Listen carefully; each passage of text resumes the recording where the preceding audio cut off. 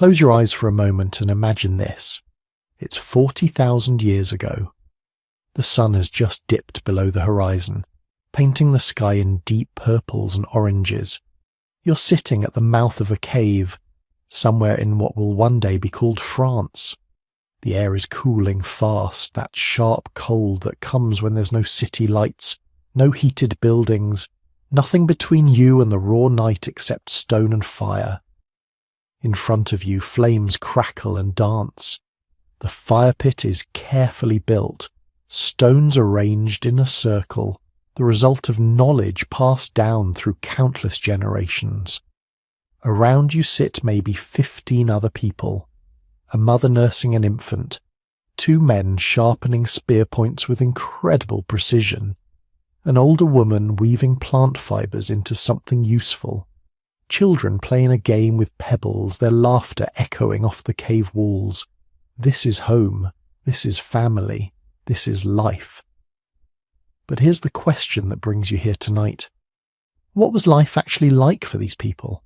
Not the cartoons you saw as a kid, not the grunting, club-wielding brutes from the movies, the real people, the ones who looked up at the same stars you do, who felt love and fear and joy, who created art that still takes our breath away when we discover it painted on cave walls tens of thousands of years later. We call them cavemen.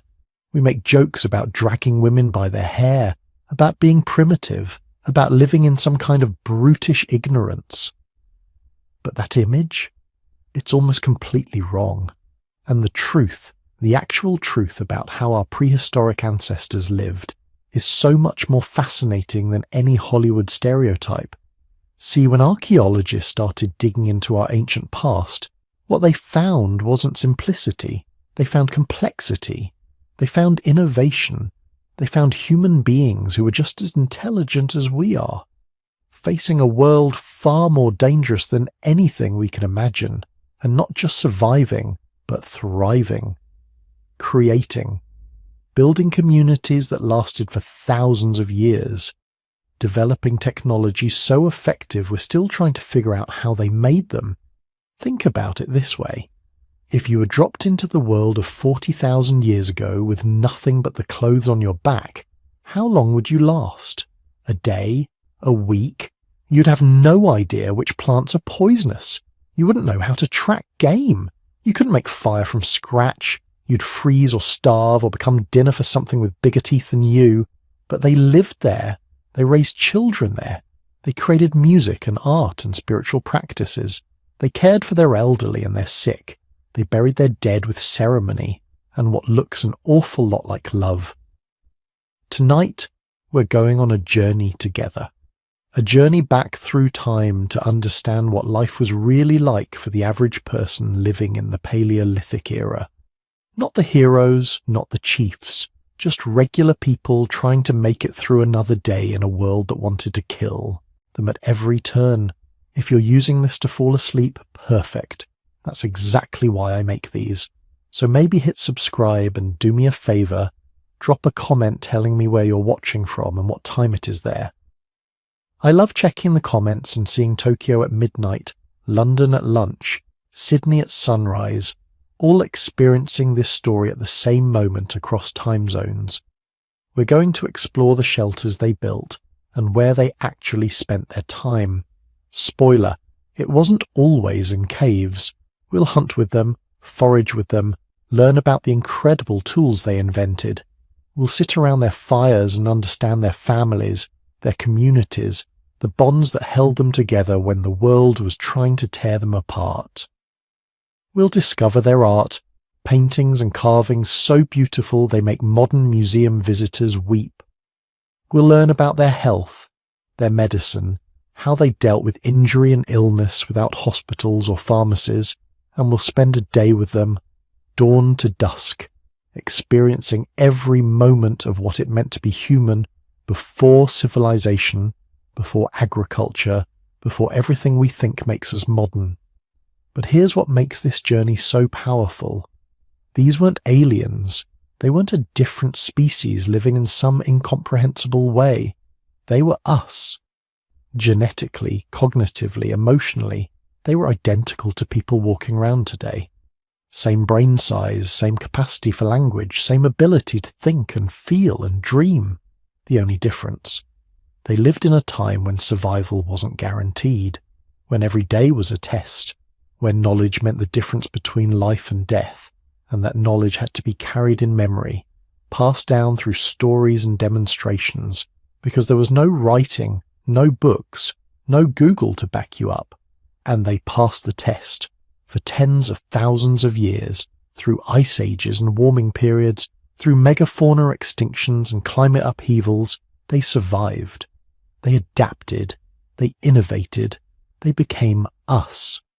So let's go back. Back to that fire at the cave mouth. Back to a time when the night was truly dark and truly dangerous, and the only thing keeping the darkness at bay was firelight, community, and the accumulated wisdom of generations who refused to give up. Let's find out what life was really like for the average caveman. Let's start with a truth that might surprise you. The word caveman is basically a lie. Not completely false, but misleading enough that it's worth unpacking before we go any further. When you hear caveman, you probably picture some hairy brute huddled in a dark cave, grunting at his family while gnawing on a mammoth bone. Pop culture has done this to us. Cartoons, movies, museum dioramas, they've all hammered this image into our collective consciousness until it feels like historical fact. But here's what the archaeological evidence actually tells us. Most prehistoric humans didn't live in caves. They couldn't. There aren't enough caves. Do the math. At any given time during the late Pleistocene, there were probably hundreds of thousands of humans spread across 3 continents: Africa, Europe, and Asia. Now count the available caves in those regions that are actually habitable. Deep enough for shelter, but not so deep you can't see. Dry enough to keep you warm, but with enough ventilation that you don't suffocate from your own cooking fires. You run out of caves pretty quickly. So where did they live? Most prehistoric humans were building shelters, temporary structures made from branches, animal skins, maybe some strategic use of large bones from megafauna. They were setting up camps near water sources, moving seasonally to follow game herds and plant harvests. They used caves when they found good ones, sure. Caves make excellent temporary shelters, especially during harsh weather. But they were opportunistic about it, not obligate cave dwellers. The reason we call them cavemen at all is because caves preserve evidence better than open-air sites. A campsite on an ancient riverbank gets washed away, covered by sediment, destroyed by erosion. But a cave is basically a time capsule. Artifacts accumulate, bones pile up, layer after layer of occupation gets sealed by mineral deposits and preserved for hundreds of thousands of years. So when archaeologists go looking for prehistoric humans, they find them in caves, not because that's where ancient people exclusively lived, but because that's where the evidence survived. It's a sampling bias that shaped our entire understanding of prehistory. But let's put aside the naming problem and talk about who these people actually were. Because caveman doesn't just misrepresent where they lived. It flattens millions of years and multiple species into one cartoon stereotype. The timeline we're discussing spans roughly 2 million years. From the emergence of Homo erectus around 2 million years ago, through the evolution of archaic human species, up to the appearance of modern Homo sapiens around 300,000 years ago, and continuing right up until the end of the last ice age about 12,000 years ago. That's not one story. That's dozens of stories, hundreds of distinct populations, multiple human species living, adapting, and sometimes going extinct across a world that looked radically different from ours. Start with Homo erectus. These weren't your ancestors in the direct sense, but they were probably your great-great-great-grandmother's cousins, many thousands of times removed. Homo erectus was the first human species to really master fire, the first to spread out of Africa into Asia and Europe. They had smaller brains than you do, maybe 900 cubic centimeters compared to your 1,400. But they weren't stupid. They made sophisticated stone tools. They hunted cooperatively. They probably had some form of language, though nothing like the complexity we use today. For over 1 million years, Homo erectus was the dominant human species on the planet. Think about that time span. Modern Homo sapiens has only been around for 300,000 years. Homo erectus lasted 3 times that long. They were successful, adaptable, capable of surviving in environments ranging from tropical Africa to temperate China. Then, around 800,000 years ago, something happened. We covered this earlier, the genetic bottleneck that nearly wiped out our lineage. When the survivors emerged from that crisis, they weren't Homo erectus anymore. They had been transformed by natural selection into something new. These post-bottleneck populations split into 3 distinct evolutionary paths. In Africa, one group continued evolving toward modern Homo sapiens. In Europe and Western Asia, another group adapted to Ice Age conditions and became Neanderthals. In Eastern Asia, a third group spread across the continent and became the Denisovans. For hundreds of thousands of years, these 3 human species existed simultaneously. They weren't competing for the same territories initially. Africa is huge, Europe is massive, Asia is incomprehensibly vast. There was room for everyone, at least for a while, but they weren't isolated from each other either. Trade goods moved between groups, ideas spread across vast distances, and when populations did encounter each other, they sometimes interbred. We know this because modern humans who aren't of pure African ancestry carry Neanderthal DNA. People across Asia and Oceania carry Denisovan DNA. The genetic evidence is unambiguous. These weren't completely separate species that couldn't interbreed. They were more like subspecies, different enough to have distinct characteristics, but similar enough to produce fertile offspring. Now let's talk about the world they inhabited. The Pleistocene epoch, roughly 2.6 million to 12,000 years ago, was the age of ice. Not continuously, not everywhere, but in cycles. Massive glacial periods when ice sheets covered huge portions of the northern continents, alternating with warmer interglacial periods when the ice retreated and sea levels rose. During glacial maximums, which lasted tens of thousands of years at a stretch, the world looked alien. Ice sheets, kilometers thick, covered Canada, Scandinavia, and northern Russia. So much water was locked up in glaciers that sea levels dropped by 120 meters. Land bridges appeared, connecting Britain to France, Alaska to Siberia, Southeast Asian islands into continuous land masses. The climate was colder everywhere, not just near the ice. Tropical rainforests shrank, grasslands and steppes expanded. But it wasn't just cold and static. The climate fluctuated wildly on timescales of centuries or even decades.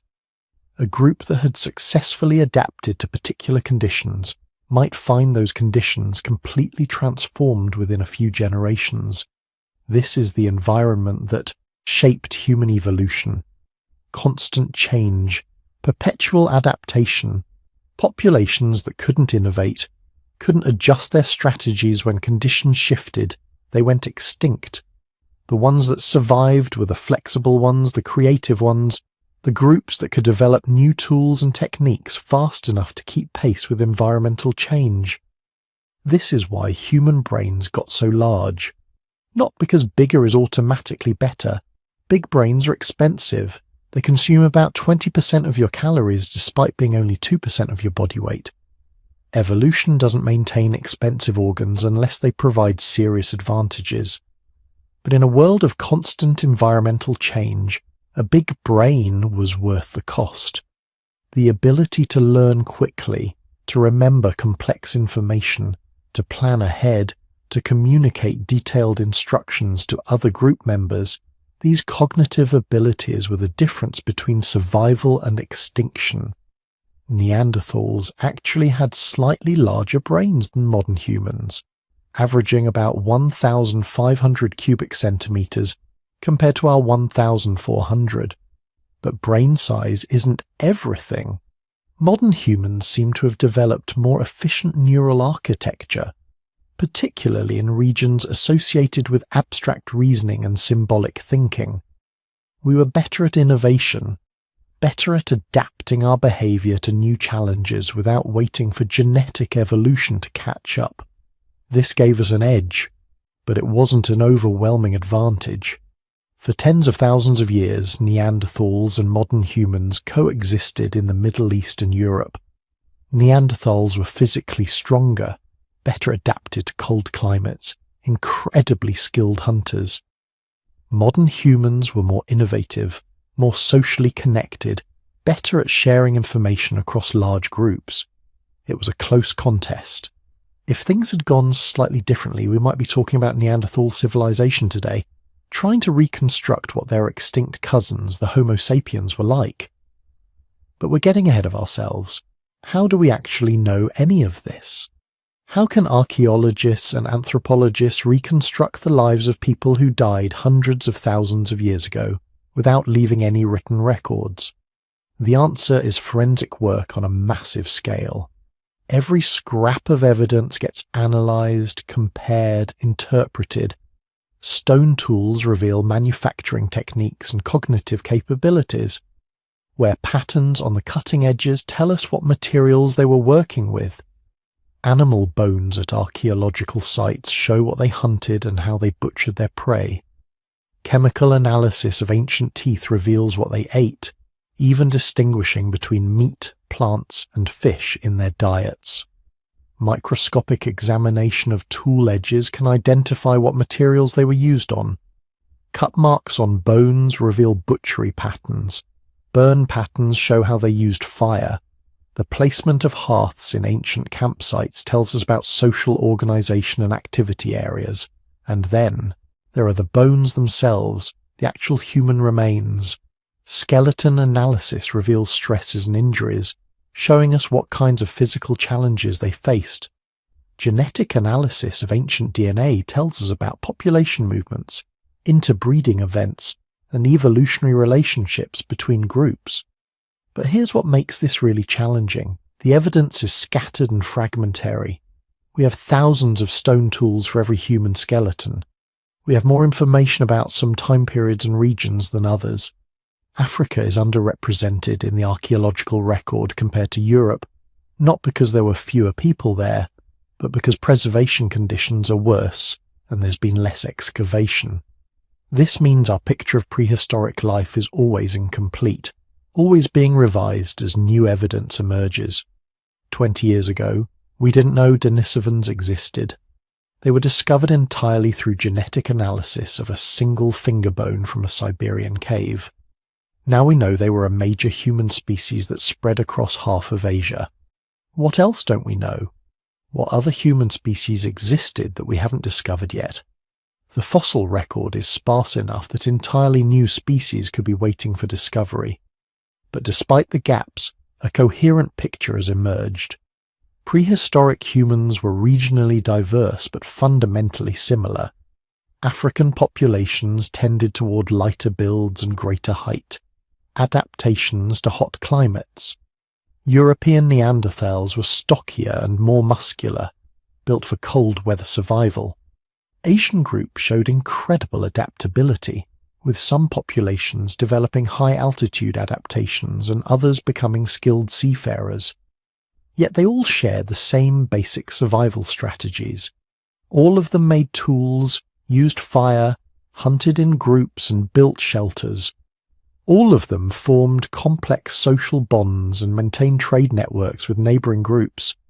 All of them possessed language and symbolic thinking, though the sophistication varied between species and over time. They weren't primitive versions of us, stuck in an earlier stage of development, waiting to evolve into something better. They were fully adapted to their environments, as intelligent and capable as necessary to survive in some of the harshest conditions humans have ever faced.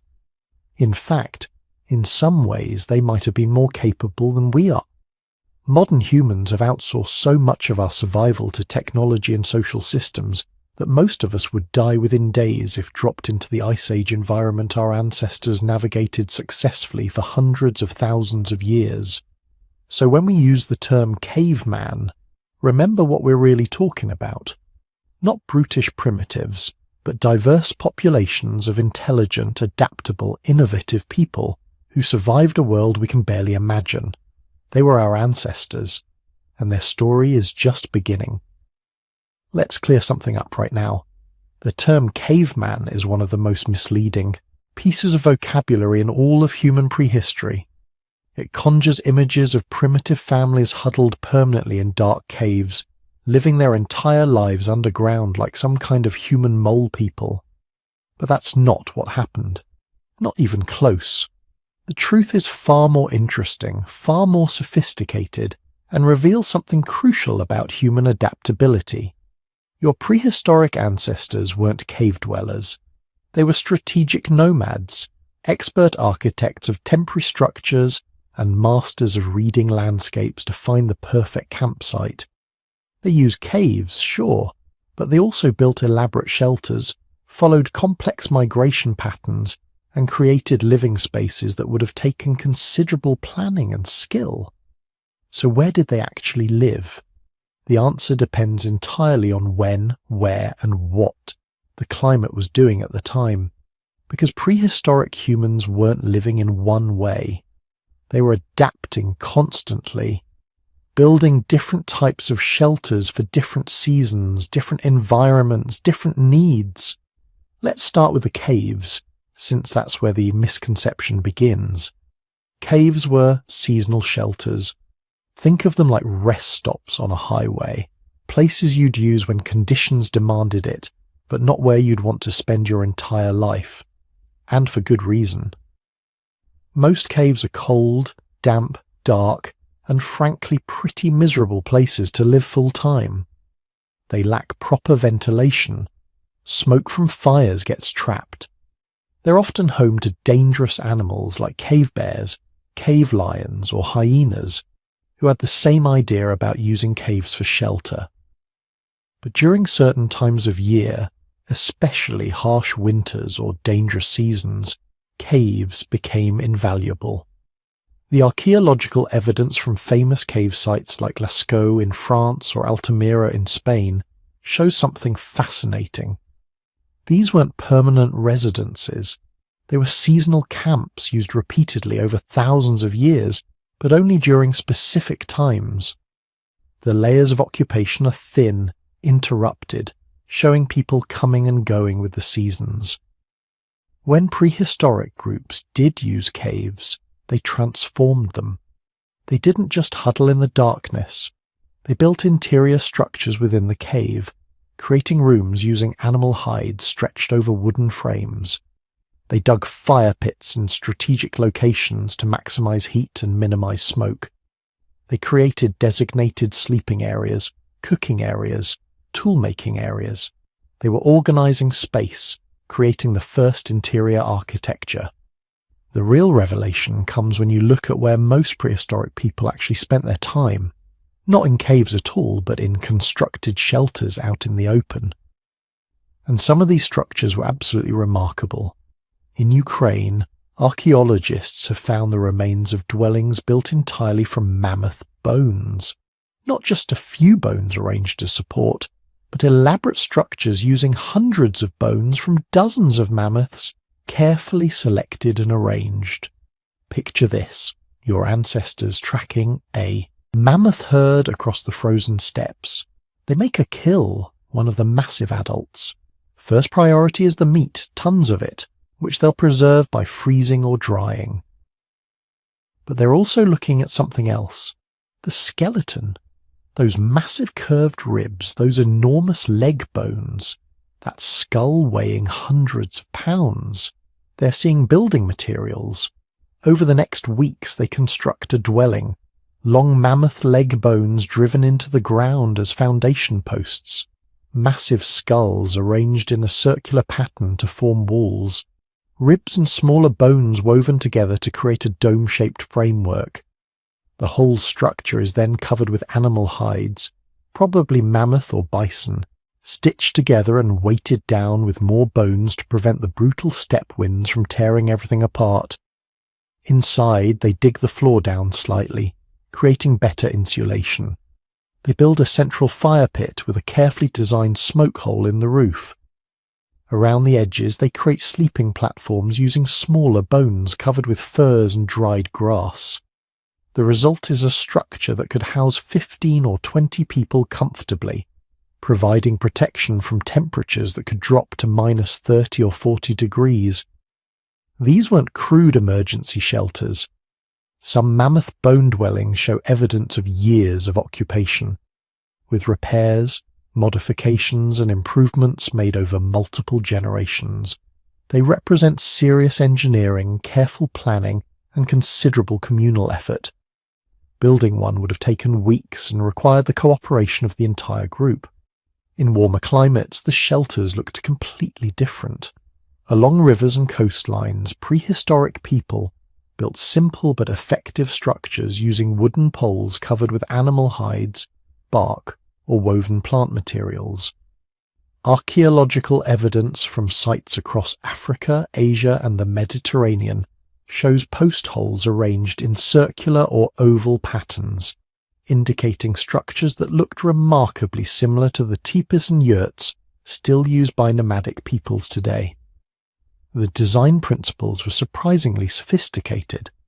Conical or dome-shaped structures are incredibly wind-resistant and shed rain effectively. Circular floor plans maximize interior space while minimizing the amount of building materials needed. Entranceways typically faced away from prevailing winds. Smoke holes could be opened or closed depending on weather conditions. But the real genius was in their temporary nature. These structures could be built in a day or two, used for weeks or months, then abandoned when it was time to move. The poles might be carried to the next campsite or left behind if wood was plentiful in the next location. The hides and other coverings were definitely carried, since they represented valuable processed materials that took considerable effort to create. Which brings us to something crucial. Fire. Fire wasn't just a tool, it was the center of prehistoric home life. Every camp, whether cave or constructed shelter, organized itself around fire. The hearth was where food was cooked, tools were made, stories were told, and social bonds were maintained. Archaeological evidence shows that prehistoric people managed fire with remarkable sophistication. They didn't just light a fire and let it burn. They maintained specific types of fires for specific purposes: hot, fast-burning fires for cooking meat, slower, smoky fires for preserving food or keeping insects away, carefully banked fires that could be kept smouldering overnight with minimal fuel, ready to be revived in the morning. They understood different woods and their properties, which burned hot, which created good coals, which produced minimal smoke. Fire provided warmth, obviously crucial in Ice Age climates, but it also extended the day, allowing activities to continue after dark. It provided protection, since most predators are instinctively afraid of fire. Perhaps most importantly, it created a social center. Around the fire, the group came together, shared food, made tools, taught children, planned hunts, resolved disputes, and maintained the social cohesion that was essential for survival. The evidence for their attention to comfort is actually quite touching. Archaeological sites show they created bedding using dried grass, leaves, and ferns, layered to provide insulation from the cold ground. They covered these plant materials with animal furs, creating sleeping surfaces that were probably warmer and more comfortable than many modern camping setups. Some sites show small depressions worn into rock surfaces where people slept in the same spots repeatedly over years, creating natural body-shaped sleeping areas. They even show evidence of pest management. Some sites contain remains of aromatic plants like artemisia or juniper that would have been used to repel insects and create pleasant smells. They were making their living spaces more comfortable, more livable. They weren't just surviving, they were trying to make home feel like home. But home wasn't a fixed location. For most prehistoric people, home was wherever the group happened to be at that moment. They followed seasonal migration patterns that could span hundreds of miles annually. In spring, they might follow herds of reindeer or caribou north as the animals moved to calving grounds. Summer might find them at coastal locations taking advantage of fish runs and shellfish. Autumn was for following herds south and gathering nuts, berries, and seeds. Winter meant retreating to sheltered locations with stored food supplies. These migration patterns weren't random wandering. They were carefully planned routes following the availability of resources. The same campsites were used year after year, generation after generation. Prehistoric people developed intimate knowledge of vast territories, knowing where water sources could be found, where certain plants grew, where animals were likely to be during different seasons, which locations offered the best shelter. The criteria for choosing a campsite were remarkably consistent across different cultures and time periods. Water was the first priority. You need to be near a reliable source, but not too near, since river valleys could flood and lake shores attracted predators. Slightly elevated locations were preferred, offering better views of approaching dangers and better drainage. South-facing locations in northern latitudes provided more sunlight and warmth. They also looked for what archaeologists call prospect and refuge, locations that offered both good visibility of the surrounding landscape and nearby places to hide or defend if necessary. A campsite near a cliff face or dense forest provided an escape route if predators or hostile groups approached. Proximity to good hunting grounds was crucial, but so was access to stone for tool-making and wood for fires and construction. The sophistication of their site selection becomes obvious when you look at famous prehistoric dwelling locations. Lascaux Cave in France wasn't chosen randomly. It's located in a valley rich with game animals, near a river, with good visibility of the surrounding landscape. The cave itself is complex, with multiple chambers that could be used for different purposes: storage, sleeping, ceremonies, tool-making. Altamira in Spain shows similar strategic selection. The cave entrance faces south, maximizing sunlight and warmth. It's located on a hillside with excellent drainage and views of a fertile valley below. The interior stays relatively dry compared to many caves, and natural features in the rock provided ready-made storage areas and living spaces. The mammoth bone huts of Ukraine were built on the open steppes, specifically because that's where the mammoths were. These groups were following herds year-round, and they needed permanent or semi-permanent bases in mammoth territory. They chose locations with slight elevations to avoid the worst of the wind, near small rivers or streams for water, in areas where the mammoths congregated regularly. What's remarkable is how climate changes forced constant adaptation. During warm periods, lighter structures and more frequent moves were possible. People could follow resources more flexibly, building simple shelters and moving every few weeks. During cold periods, especially during glacial maximums, they had to become more sedentary, building more substantial shelters and relying more on stored food. The archaeological record shows this flexibility clearly.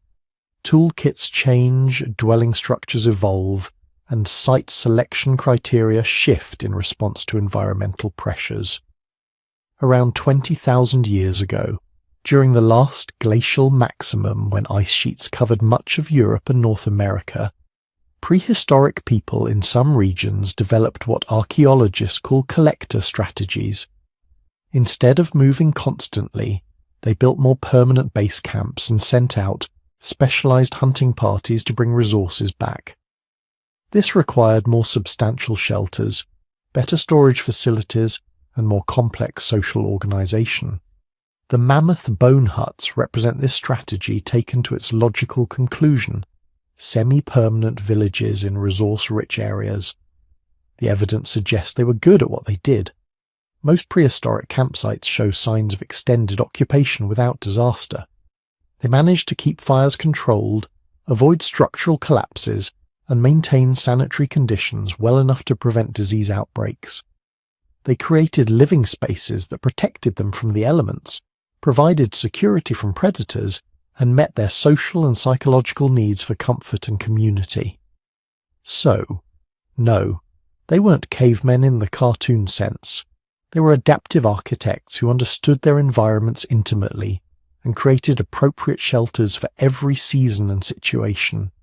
They were builders, planners, and engineers working with Stone Age materials, but applying sophisticated principles that wouldn't be out of place in modern survival manuals. They made homes in a world that was trying very hard to kill them, and those homes were good enough to keep humanity alive through the worst the planet could throw at them. That's worth remembering next time someone calls them primitive. Let's talk about what your ancestor actually ate, and I mean really ate, not the romanticized version you see in museum dioramas, where heroic hunters are always bringing down mammoths while everyone cheers. The truth is more interesting, more complex, and honestly, more impressive. Your prehistoric ancestor had one of the most diverse diets in human history, not because they had grocery stores or global supply chains, but because they had to. Survival meant eating whatever was available, and that changed constantly with the seasons, the weather, the migrations of animals, and sheer luck. Anthropologists who study modern hunter-gatherer societies, the closest living analogues to prehistoric life, have discovered something surprising.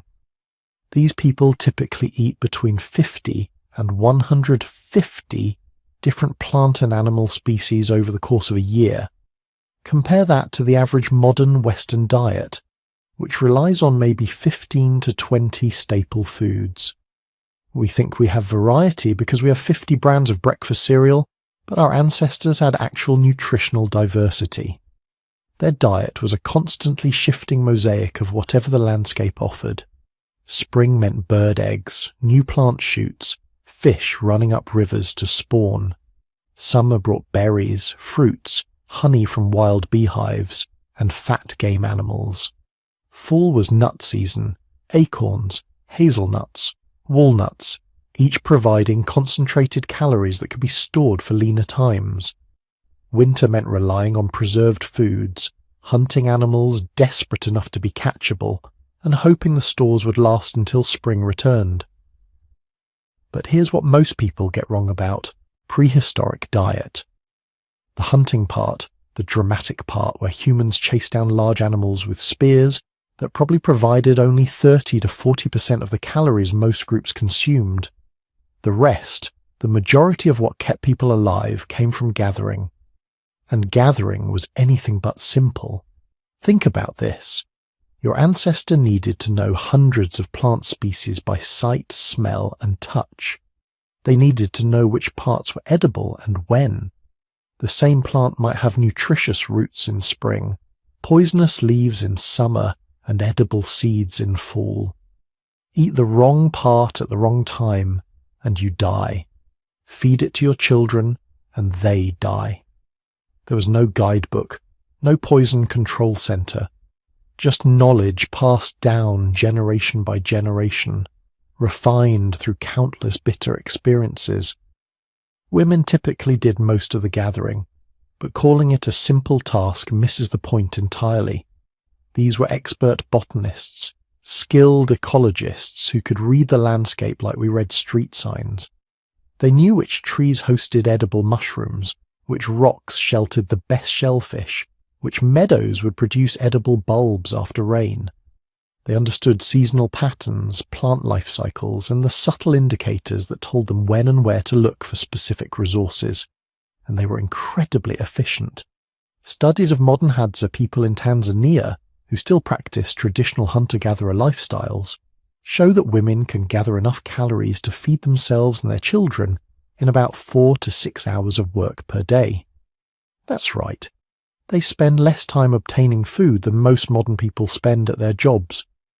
But those 6 hours required encyclopedic knowledge and constant attention. A Hadza woman gathering baobab fruit knows not just where the trees are, but which trees produce the best fruit in which years. How to process the fruit efficiently, what tools to bring, and which family members need the nutrients that particular food provides. She's simultaneously gathering food, teaching her daughters, maintaining social relationships with other women in the gathering party, and keeping track of potential dangers. It's complex work requiring intelligence, memory, and social skills. Meanwhile, the hunting was its own form of genius. Forget the image of the lone caveman tracking a mammoth across the tundra. Successful hunting was almost always a group activity, carefully coordinated, requiring communication, planning, and deep understanding of animal behavior. Your ancestors hunted in ways that would impress modern wildlife biologists. They understood migration patterns, seasonal movements, feeding behaviors. They knew that certain animals could be found in specific locations at specific times because of factors we'd call ecology, hydrology, and behavioral biology. They might not have had the scientific vocabulary, but they had the knowledge. Ambush hunting was probably the most common technique. Find a game trail, a water source, a narrow passage between cliffs, someplace animals had to pass through regularly. Then wait. Sometimes for hours, sometimes for days, until the opportunity presented itself. This required patience, silence, the ability to remain motionless despite cold, hunger, and discomfort. It required understanding wind direction so animals couldn't smell human scent. It required knowing exactly when to strike and when to let a target pass because the shot wasn't good enough. The weapons themselves were marvels of prehistoric engineering. Spears with carefully shaped stone points, balanced for throwing, weighted properly for the hunter's arm strength and the intended prey. Later, the atlatl, a spear thrower that used leverage to multiply throwing force, allowing hunters to kill large animals from safer distances. Some groups developed specialized weapons for different prey, light throwing spears for fast animals like deer, heavy thrusting spears for dangerous game like boar or bear. But individual skill meant nothing without coordination. Driving hunts required multiple hunters working together, some to flush animals from cover, others to block escape routes, still others positioned at the kill zone. This required planning, communication, often elaborate preparation. Some groups dug pits and covered them with branches. Others built funneling structures from rocks and brush, creating channels that guided panicked animals toward waiting hunters. And then there was megafauna hunting. The big game. Mammoths, woolly rhinoceros, giant deer with antlers spanning 12 feet. These weren't regular prey. They were occasional opportunities, high-risk, high-reward events that could feed a community for weeks, but could also kill hunters in seconds. Mammoth hunting sites across Europe and Asia show evidence of sophisticated strategies. Groups would target young, old, or injured animals, individuals separated from the protective herd. They'd use fire to stampede animals toward cliffs or bogs where the massive creatures would become trapped. Some sites show evidence of hunters working in teams of 20 or 30, coordinating attacks with multiple spears, targeting vulnerable areas, legs to immobilize, torso to cause bleeding. A slow, dangerous process of wearing down an animal that weighed 6 tons and could crush a human without noticing. When a mammoth hunt succeeded, the entire community mobilized. Butchering a mammoth required specialized knowledge, which cuts to take first before the meat spoiled, how to render fat for cooking and light, how to separate sinews for cordage, bones for tools, hide for clothing. Nothing was wasted because waste meant death when the next hunt might fail. But most days weren't about mammoths. Most days were about rabbits, fish, birds, turtles, insects even, protein wherever it could be found. Coastal communities living near oceans or large rivers developed their own expertise. They learned tidal patterns, understanding when shellfish beds would be exposed. They developed traps for fish, woven structures placed in streams to catch migrating salmon or trout. Some groups ventured onto the water in primitive boats, pursuing seals or diving for shellfish in deeper waters. The archaeological evidence from coastal sites is remarkable. Shell middens, massive mounds of discarded shells, sometimes dozens of feet deep, representing thousands of years of continuous shellfish harvesting. These weren't just garbage dumps. They were evidence of sustainable resource management. Communities that returned to the same location season after season, generation after generation, carefully managing their harvest to ensure the population remained viable.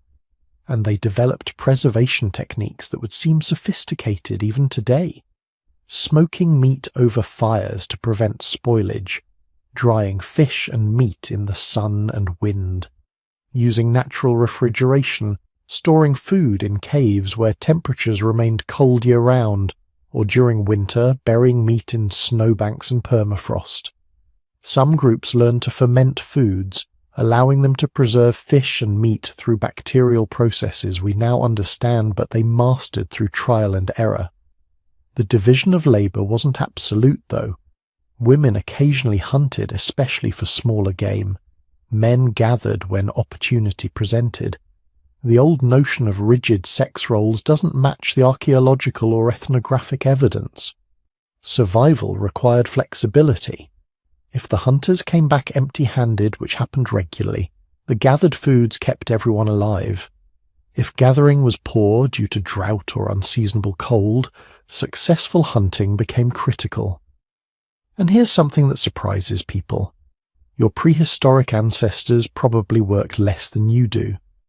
Those modern hunter-gatherers we can study directly typically spend 20 to 30 hours per week on food acquisition. Add in food processing, tool maintenance, shelter upkeep, and you're still looking at maybe 40 hours of necessary work per week, with significant variation based on season and location.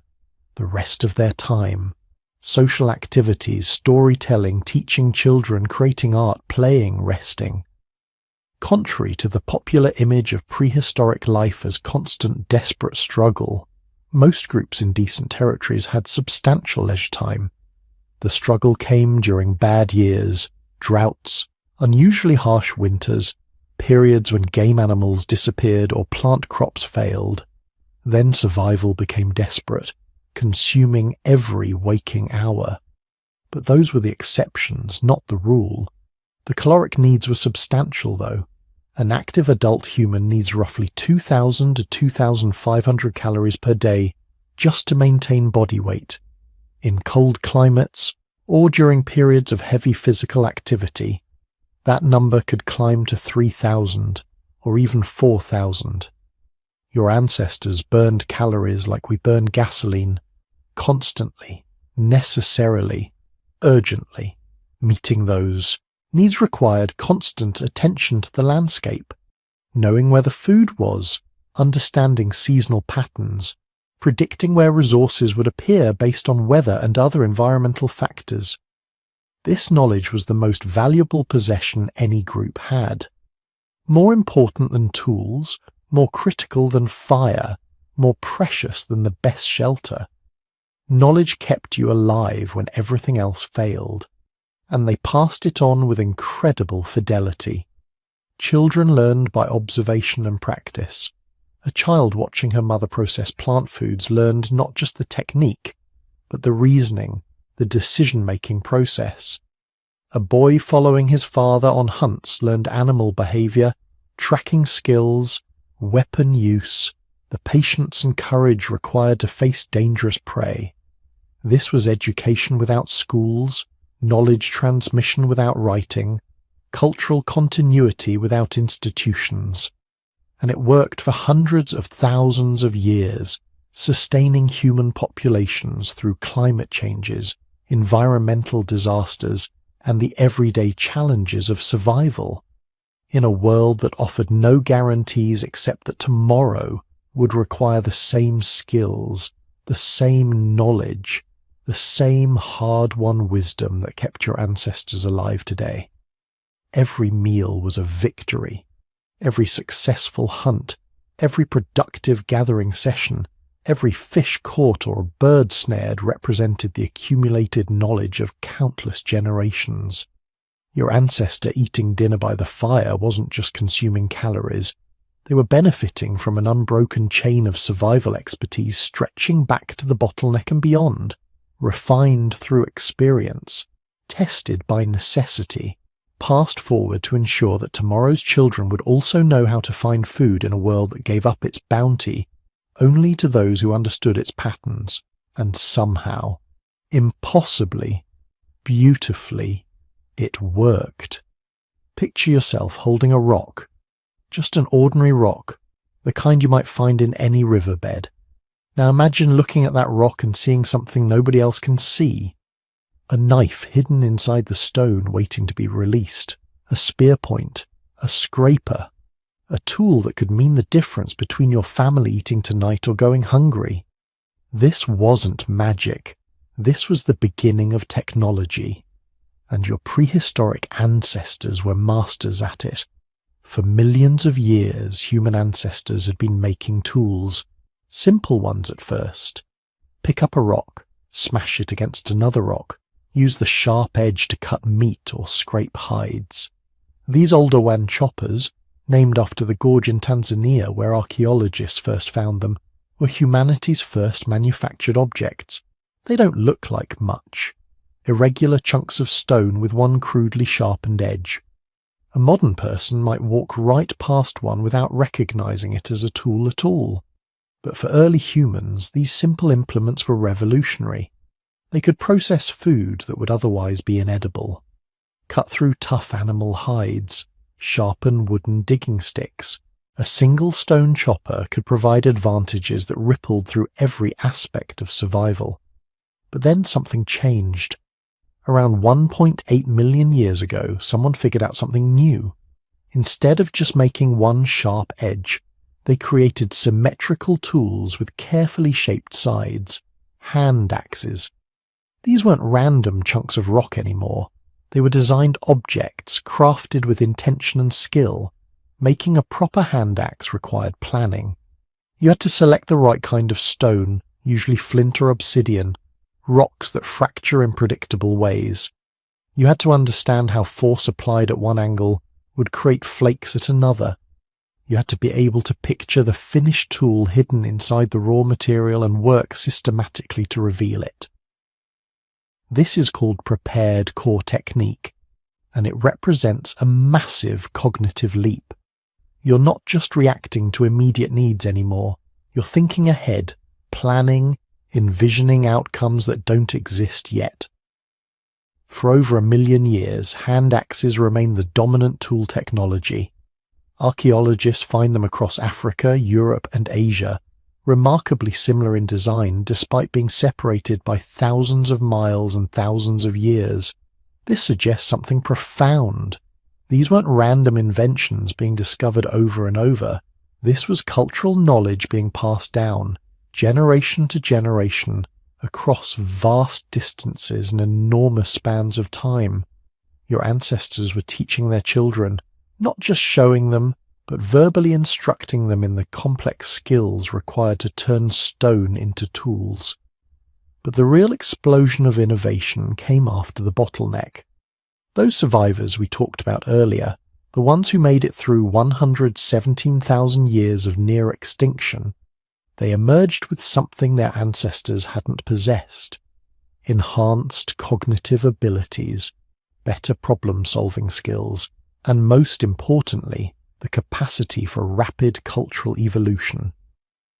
Within a few 100,000 years, stone tool technology transformed from simple hand axes into an arsenal of specialized implements, each designed for specific tasks. The Levallois technique emerged around 300,000 years ago, and it was like going from a bicycle to a sports car. Instead of shaping the tool directly, toolmakers learned to prepare stone cores so carefully that they could strike off ready-made tools with a single blow. Imagine this.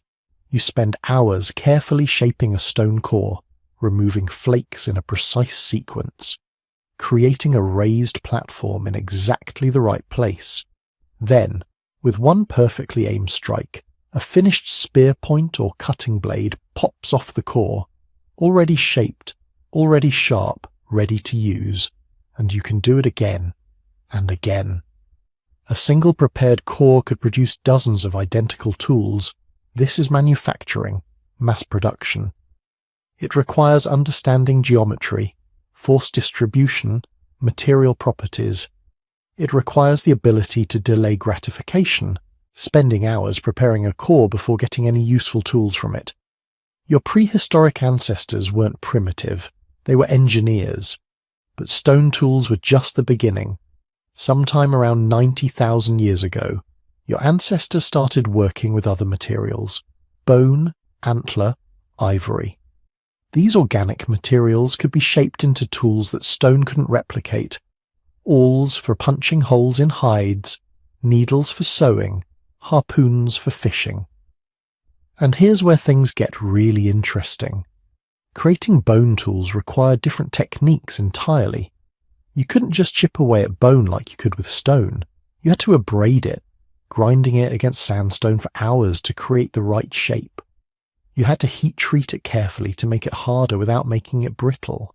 Some bone tools show evidence of being soaked in water or plant resins to make them more flexible during shaping, then dried to lock in the new form. This suggests knowledge of material science that would have taken generations of experimentation to develop. The invention of the needle might not sound impressive, but it changed everything. Before needles, humans could drape hides over their bodies for warmth, maybe tie them on with strips of leather, but with needles they could create fitted clothing, garments with sleeves, pants, boots. This meant they could survive in environments that would have killed them otherwise. The expansion into Ice Age Europe, into the frozen steppes of Asia, into the Arctic, none of that would have been possible without the humble needle, and making needles was incredibly difficult.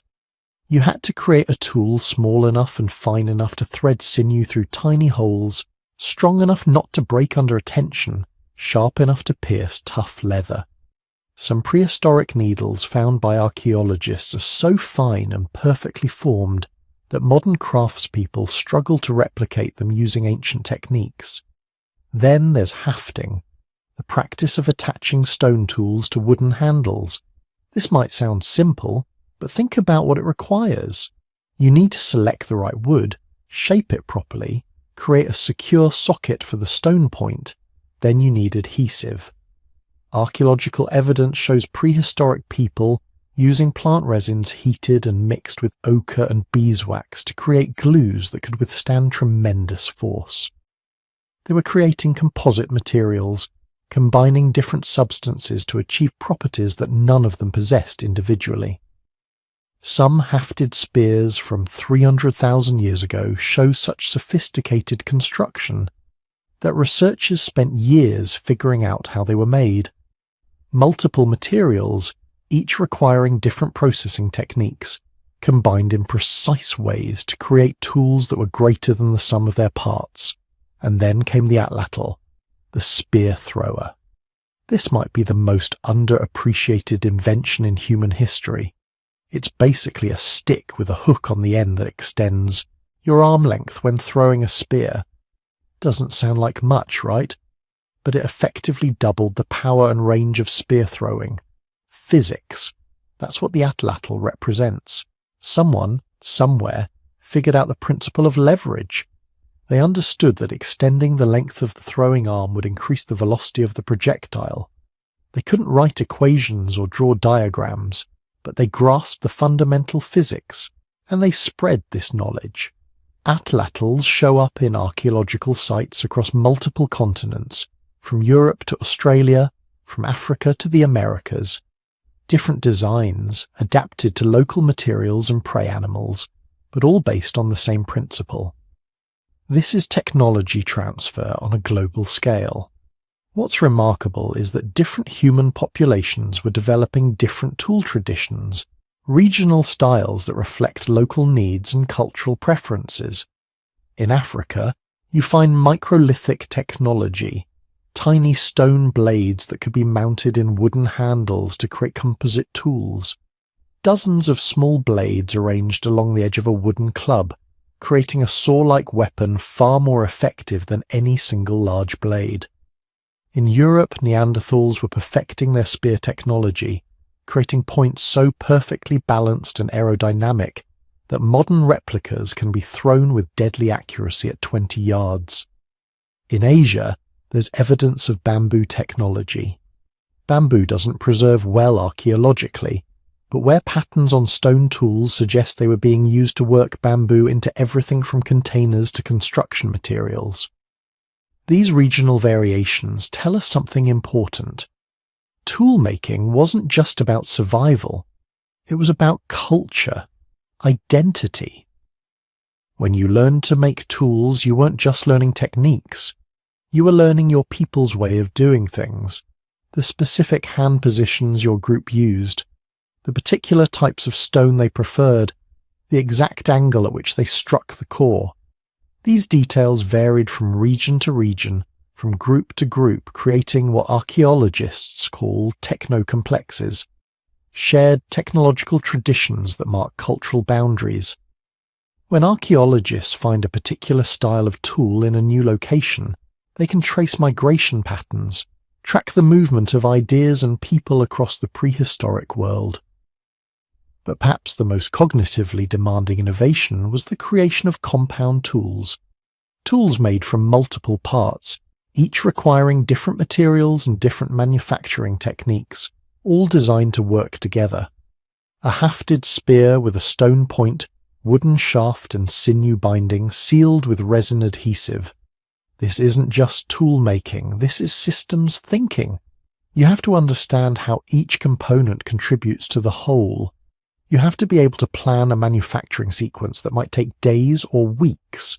First, find and process the stone, then locate and harvest the right wood, season it properly, shape it. Prepare the adhesive, which means finding resin-producing trees, heating the resin to the right temperature, adding the correct proportions of additives. Then assemble everything in the right sequence, allowing proper curing time between steps. Some compound tools show evidence of repair and modification, suggesting people maintained and improved their implements over years of use. They weren't disposable, they were valuable, probably passed down through families, accumulating histories. That spear your father used to bring down the mammoth that fed your band through a brutal winter. The knife your grandmother used for 40 years, resharpened so many times that the blade was half its original size, but still perfectly functional. These tools carried stories, memories, knowledge accumulated across generations. And here's what really separates human technology from anything else in nature. Other animals use tools. Chimps use sticks to fish for termites. Otters use rocks to crack open shells. But only humans teach tool-making as culture. A chimp that discovers a particularly effective termite fishing technique might pass it to offspring through observation. But humans verbally instruct. They explain not just what to do, but why. They correct mistakes. They share innovations. They build on knowledge accumulated over generations. This is cumulative cultural evolution. And it's what allowed human technology to advance far beyond anything possible through individual learning. By 40,000 years ago, human toolkits had become sophisticated enough to support life in virtually any environment on Earth. Specialized hunting tools for different prey animals, processing tools for different plant foods, construction tools for building shelters, clothing manufacturing tools for surviving extreme cold, fire-making technology that allowed reliable ignition even in wet conditions. food storage techniques that could preserve meat for months. Your prehistoric ancestors weren't primitive survivors scraping by with crude implements. They were skilled craftspeople with specialized knowledge, capable of manufacturing complex tools that required years of training to master. And they were innovating constantly, every generation adding refinements, discovering new techniques, adapting tools to new challenges. The archaeological record shows a steady acceleration of technological change, especially after 50,000 years ago. New tool types appearing more frequently, regional variations becoming more pronounced, specialized implements designed for specific tasks proliferating. This is the signature of cultural evolution in high gear, ideas competing, successful innovations spreading rapidly, unsuccessful ones disappearing. These tools were doing more than just helping people survive. They were changing the human brain, shaping our cognitive evolution. The demands of tool-making selected for enhanced manual dexterity, spatial reasoning, planning ability, abstract thinking. Every generation, individuals who were slightly better at these skills had advantages. They made better tools, hunted more successfully, attracted better mates, passed on their genes. Over hundreds of thousands of years, this feedback loop between tools and brains drove the evolution of human intelligence. So when you think about prehistoric technology, don't picture crude cavemen banging rocks together. Picture skilled artisans who understood materials, science, physics, engineering. Picture teachers passing knowledge to students across generations. Picture innovators experimenting with new techniques, spreading successful ideas across continents. Your ancestors weren't waiting for the modern world to arrive. They were building it, one stone blade at a time, one hafted spear, one perfectly crafted needle. They were the engineers of the human revolution, and everything that came after began with their innovations, their creativity, their refusal to accept that the tools they inherited were good enough. They kept improving, kept inventing, kept pushing the boundaries of what was possible. And that drive, that endless human compulsion to make things better, that's their legacy. That's still driving us forward today. Here's something that would probably surprise you about prehistoric humans. They weren't loners. They weren't fierce individualists battling nature alone. In fact, they were probably more socially interconnected than most people living today. Your prehistoric ancestors survived because they were fundamentally, deeply, uncompromisingly social, and the archaeological evidence for this is everywhere once you know where to look. Let's start with the basics. Band size. For most of human prehistory, people lived in groups of roughly 25 to 50 individuals. Not 5, not 500, but somewhere right in that middle range. And that number isn't random. It's actually the optimal size for mobile hunter-gatherer communities. Too few people, and you don't have enough hands to handle all the tasks necessary for survival. Can't hunt large game effectively, can't defend territory, can't care for the sick and elderly while others are out gathering resources. But too many people, and you run into different problems. Resources get depleted too quickly.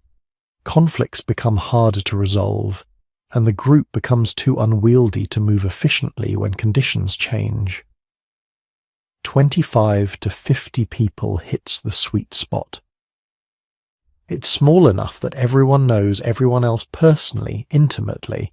You're not just living with strangers, you're living with people whose quirks, strengths, and weaknesses you know as well as your own. You know which uncle tells the best stories, which aunt has the surest hand with a scraper, which cousin can track a wounded animal across bare rock. This deep personal knowledge creates what anthropologists call high social cohesion. Everyone understands their role, everyone knows they're needed, and everyone has a stake in the group's survival. But here's where it gets really interesting. These bands weren't isolated units. They were connected to other bands through elaborate kinship networks that stretched across hundreds of miles. Your band of 40 people might maintain regular contact with a dozen other bands, creating a meta-community of several hundred individuals. This larger network served as insurance against disaster. If your band's territory got hit by drought or disease, you could seek refuge with your relatives 3 valleys over. If hunting was poor in your area, you could trade with bands that had better luck. This distributed risk model is actually incredibly sophisticated. Modern financial planners use the same basic principle. Don't put all your eggs in one basket. The evidence for these networks shows up in the archaeological record in fascinating ways. Stone tools found hundreds of miles from their source materials, shell beads in landlocked caves, obsidian from volcanic regions appearing in coastal settlements. Someone was moving these materials across vast distances, and it wasn't random trade. It was systematic exchange between groups who knew each other, trusted each other, and had ongoing relationships that spanned generations. Now let's talk about something that really demonstrates the humanity of our prehistoric ancestors. They took care of their vulnerable, not just sometimes, not just when it was convenient, but systematically as a core part of their social structure. We know this because of what paleoanthropologists find when they examine skeletal remains carefully. There's a Neanderthal skeleton from Shanidar Cave in Iraq. The individual had a withered arm, probably from birth, blind in one eye, significant injuries that would have left him partially disabled, and he lived to be somewhere around 40 years old, which was quite old for the period. Think about what that means. This person couldn't hunt effectively, couldn't contribute to defense, required extra food, extra care, extra attention, and his community kept him alive for decades. Someone had to feed him, protect him, help him move from camp to camp. That's not survival of the fittest in the brutal sense we often imagine. That's compassion. That's humanity. Similar examples appear across the prehistoric world. An elderly Homo erectus woman in Georgia with no teeth. She survived for years after losing them, which means someone was pre-chewing her food, or preparing it in ways she could manage. A child with severe developmental disabilities in a Paleolithic burial, carefully placed with grave goods, showing they were a valued member of the community despite never being able to contribute labour. These weren't exceptions. Archaeological evidence suggests caring for disabled and elderly members was standard practice across human populations, and there's a profound evolutionary logic to this that goes beyond simple compassion. Those elderly individuals were knowledge keepers, walking libraries of survival information. An elder who had lived through 40 or 50 years had experienced rare climate events, unusual animal behaviours, successful hunting techniques, edible plants in different seasons, medicinal remedies, dangerous territories. This knowledge was literally priceless. In a world without writing, without books, without Google, the memories of elders were the only way to preserve hard-won survival wisdom across generations. Keeping them alive meant keeping your community's accumulated knowledge alive, and they probably served another crucial function: storytelling. Anthropologists studying modern hunter-gatherer societies consistently find that elders are the primary storytellers. They pass down histories, myths, moral lessons and practical knowledge through narrative. Around the fire at night, while younger adults were preparing tools or tending to children, the elders would tell stories. Stories about the great hunt 3 winters ago. Stories about the time the river changed course. Stories about the ancestors and how they survived the lean years. This oral tradition created cultural continuity. It gave the community a shared identity, a sense of connection to past generations, and a framework for understanding their place in the world. The archaeological evidence suggests this tradition is ancient, possibly dating back hundreds of thousands of years. Cave paintings in France and Spain show what appear to be narrative sequences, stories told in images. These weren't created in isolation. They were probably accompanied by verbal narratives, stories that were told and retold, refined and passed down through countless generations. But let's talk about the most fundamental social unit, the family.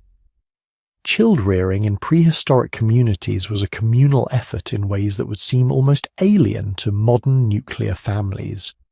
When a woman gave birth, she wasn't expected to raise that child alone, or even primarily with just her partner.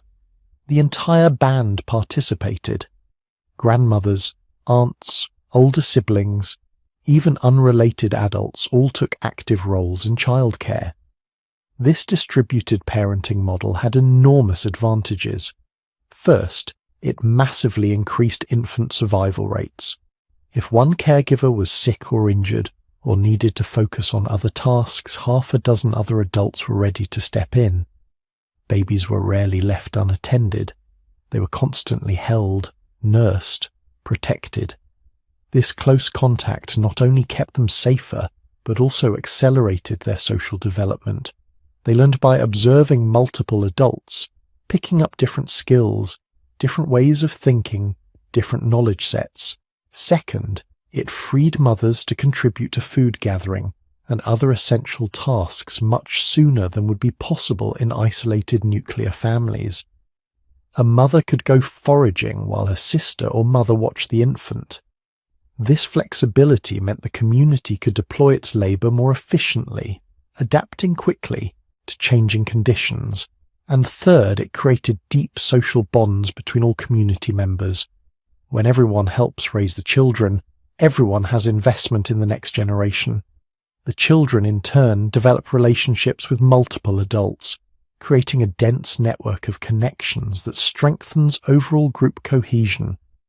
Modern anthropologists call this alloparenting, and it's actually quite common in highly social species. But humans took it further than almost any other mammal. Now, what about mating patterns? What do we know about prehistoric relationships? This is where the evidence gets complicated, but also fascinating. Skeletal analysis can tell us some things. By examining pelvic structures and cranial features across populations, researchers can track genetic exchange between groups, and what they find is interesting. Prehistoric populations show evidence of what geneticists call female exogamy. Women typically moved between bands more frequently than men. This makes evolutionary sense. If women stay in their birth bands, you risk inbreeding.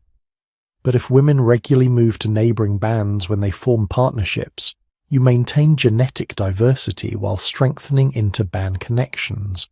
Think about what this means practically. When a young woman moved from her birth band to her partner's band, she brought with her all the knowledge and skills of her original community. New tool-making techniques, different foraging strategies, unique medicinal knowledge. She became a bridge between two communities, maintaining connections, facilitating trade and information exchange. This pattern of female exchange created the social networks that linked bands across vast territories.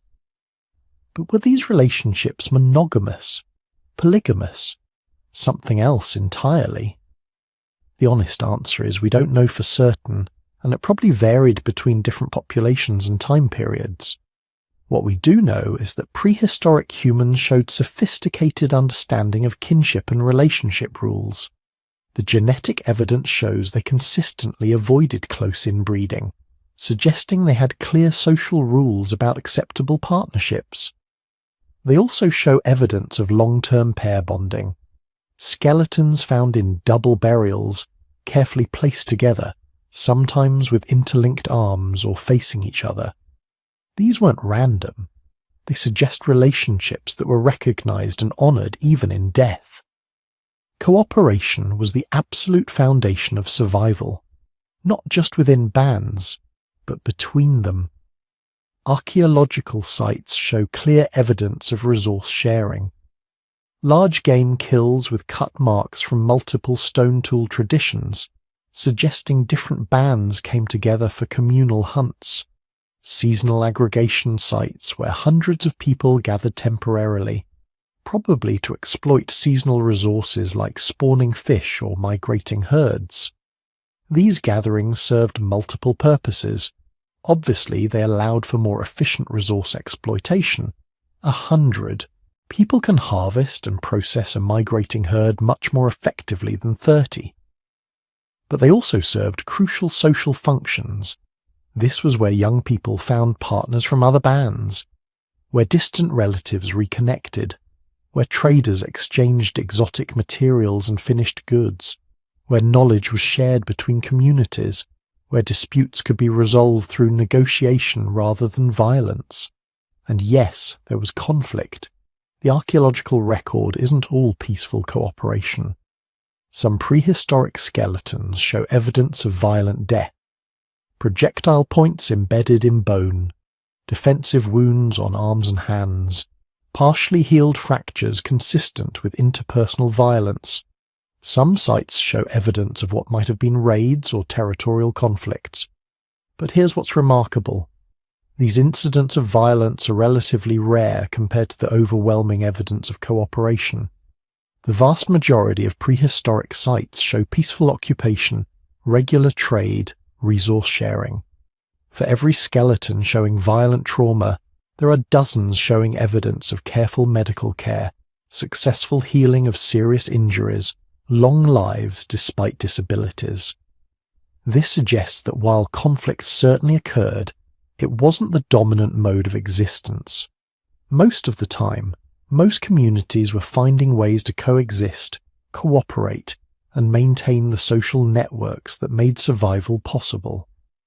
They had probably developed sophisticated conflict resolution mechanisms, ritual exchanges of gifts, formalized meeting protocols, perhaps early forms of diplomacy where respected elders from different bands would negotiate disputes. Some anthropologists think the elaborate cave paintings might have served partially as territorial markers, ways of establishing identity and boundaries without resorting to violence.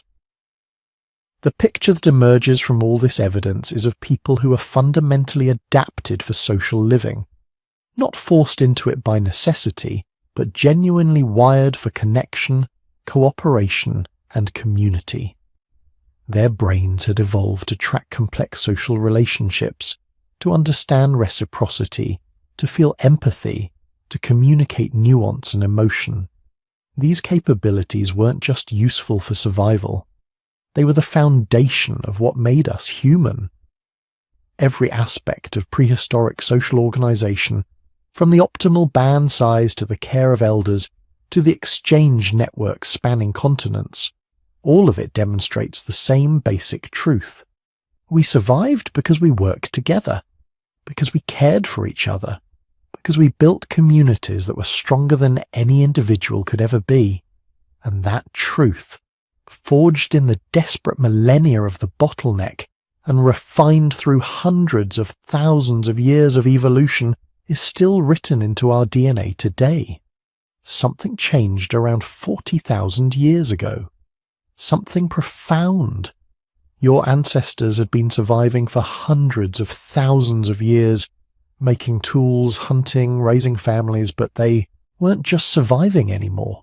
They were creating things that served no practical purpose for survival, things that existed purely to communicate ideas, emotions, experiences that couldn't be expressed any other way. They were making art. Picture this. You're deep inside a cave in what's now southern France. The entrance is half a mile behind you. You're carrying a crude torch, animal fat burning on a bundle of dried grass. The flickering light barely penetrates the absolute darkness around you. Your heart is pounding. Not from fear exactly, but from anticipation. You're about to do something important, something sacred. You've been preparing for weeks, collecting ochre, that iron-rich red pigment that your people have been using for generations, grinding it into powder, mixing it with animal fat and maybe some plant resins to create paint. You've tested it on rocks near your camp. But this is different. You're going to paint on the sacred walls. the place where your ancestors painted, where the spirits live. You reach the chamber. It's massive, the ceiling disappearing into darkness above you, and covering the walls, rendered in ochre and charcoal and manganese dioxide, are animals. Dozens of them. Hundreds, maybe. Horses with flowing manes, massive aurochs, the wild cattle that your father hunted, lions stalking across the rock face with such grace that they seem ready to leap into the firelight. These aren't crude stick figures. These aren't the doodles of bored primitives. These are sophisticated artistic works created by people who understood perspective, movement, proportion. Who knew how to use the natural contours of the cave wall to create the illusion of three-dimensional form? Who could capture the essence of an animal in a few confident strokes? You add your contribution. Maybe it's another horse. Maybe it's your handprint, your palm pressed against the cold stone while you blow ochre powder around it, creating a negative image that will last 30,000 years. A signature that says, I was here, I existed, I mattered, but why? That's the question that has puzzled archaeologists since the first cave paintings were discovered. Why would your ancestors, people who struggle daily just to survive, invest enormous time and resources in creating art deep underground where almost no one would see it? The practical answer doesn't make sense. These paintings aren't in the inhabited parts of caves. They're not decorating living spaces. They're deep in the earth, in chambers that are difficult and sometimes dangerous to reach. Some are in passages so narrow you have to crawl. Others are high on chamber walls, requiring scaffolding to access. Creating them required planning and resources. Someone had to gather the pigments, some of which came from sources dozens of miles away. Someone had to prepare them, mixing binders and testing colours. Someone had to carry torches deep into the earth, maintaining light sources, for hours or even days while the work was completed. And these weren't individual efforts. Analysis of the painting shows multiple hands at work, different artists contributing to the same compositions over time, sometimes over centuries, generations of painters returning to the same sacred chambers, adding their visions to those of their ancestors. So what were they doing? What drove them into the darkness to create these masterpieces? Some researchers think the caves were ritual spaces, places where young hunters went to learn about the animals they would hunt, where shamans performed ceremonies to ensure successful hunts, where the boundary between the human world and the spirit world became thin enough to cross. The animals painted on cave walls aren't random, they're selective. In most caves, horses and bison dominate, even though archaeological evidence shows people were eating a much wider variety of animals. The painters were choosing specific subjects that meant something important to them. And they weren't just painting prey animals, they painted predators too. Cave lions, cave bears, animals that competed with humans for food and shelter. Animals that could kill you if you weren't careful. Maybe painting them was a way to understand them, to capture their power, to show respect for their place in the world. Then there are the abstract symbols. These are even more mysterious than the animal paintings. Dots and lines, grids and zigzags, geometric patterns that appear in caves across Europe and even in Africa and Asia. Some of these symbols are remarkably consistent. These same designs appearing in caves thousands of miles apart, suggesting they meant something specific, something that was widely understood across vast distances and time periods. Could these be early writing? Probably not in the sense we understand it, but they were definitely symbolic communication, ideas being expressed in visual form, concepts too complex or too important to convey through spoken language alone. And the handprints appear everywhere, sometimes isolated, sometimes in clusters, red hands, black hands, positive prints where the hand was dipped in paint and pressed to the wall, Negative prints where paint was blown around the hand, adults' hands, children's hands, hands with missing fingers, whether from injury or intentional amputation in some kind of ritual. These weren't decorative, these were deeply personal. Each handprint was an individual saying, "I exist. I am part of this. I belong to this community and to this sacred space." Some researchers have identified specific individuals across multiple caves, the same hand appearing in different locations, suggesting people were travelling significant distances to participate in these rituals. But art wasn't confined to cave walls. Your ancestors were decorating themselves, their clothes, their tools. Archaeological sites from 100,000 years ago show evidence of personal ornamentation, pierced shells that were worn as beads, animal teeth drilled for stringing, pieces of ochre shaped like crayons worn smooth from use, probably for body painting. By 40,000 years ago, this practice had become universal. Every human culture was creating personal ornaments, beads made from shells, stones, bones, teeth, pendants carved with intricate designs, clothing decorated with rows of ivory beads, each one requiring hours of work to create. This wasn't vanity. This was communication. The ornaments people wore announced their identity, their status, their affiliations. They told stories about who you were and where you came from. They were wearable symbols of connection to family, community, ancestors, and they were making music. This might be the most remarkable discovery. Bone flutes that are 40,000 years old, carved from bird bones and mammoth ivory, with carefully drilled finger holes that produce specific notes. These aren't simple whistles. These are sophisticated musical instruments designed to play melodies. Analysis of the fingerhole spacing shows the makers understood acoustics. They knew how to create specific intervals. They were composing music, not just making noise.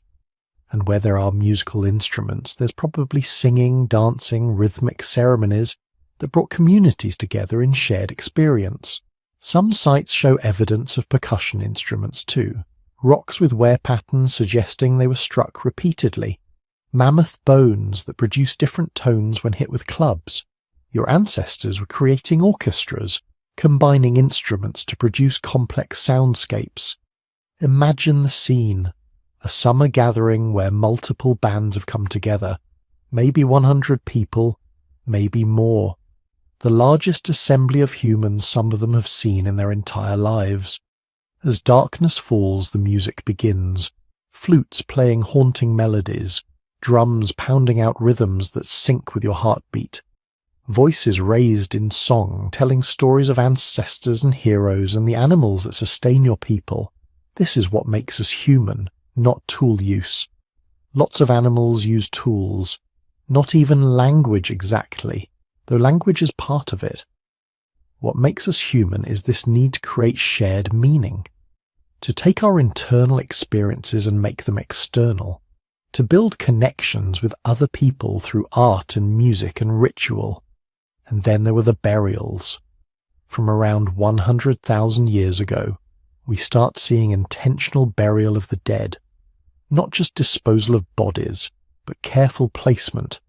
Bodies positioned in specific ways, sometimes flexed, knees drawn up as if sleeping, sometimes extended, laid out with arms at their sides, and grave goods, objects placed with the dead, stone tools, obviously useful in life but now given to someone who can't use them, jewellery, the personal ornaments that announced identity, ochre, sprinkled over the body or placed in pouches beside it, animal bones, sometimes from species that weren't normally eaten, flowers, we think.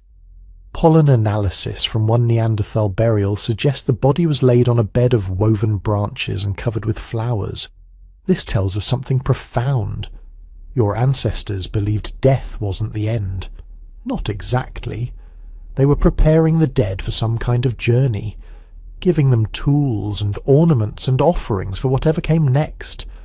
They had developed concepts of an afterlife, a spirit world, something beyond the immediate physical reality they could see and touch. The earliest burials are simple, but over time they become more elaborate. By 30,000 years ago, some burials are spectacularly complex. Bodies adorned with thousands of beads, weapons and tools of exceptional quality, evidence of ceremonies involving dozens of people. These weren't just funerals. These were statements about status, power, connection. And then there are the Venus figurines, small carved statues of women found across Europe and Asia.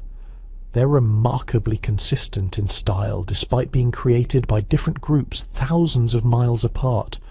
Exaggerated breasts, hips, bellies, detailed rendering of hair or headdresses, but faces that are often featureless, smooth and blank. What do they mean?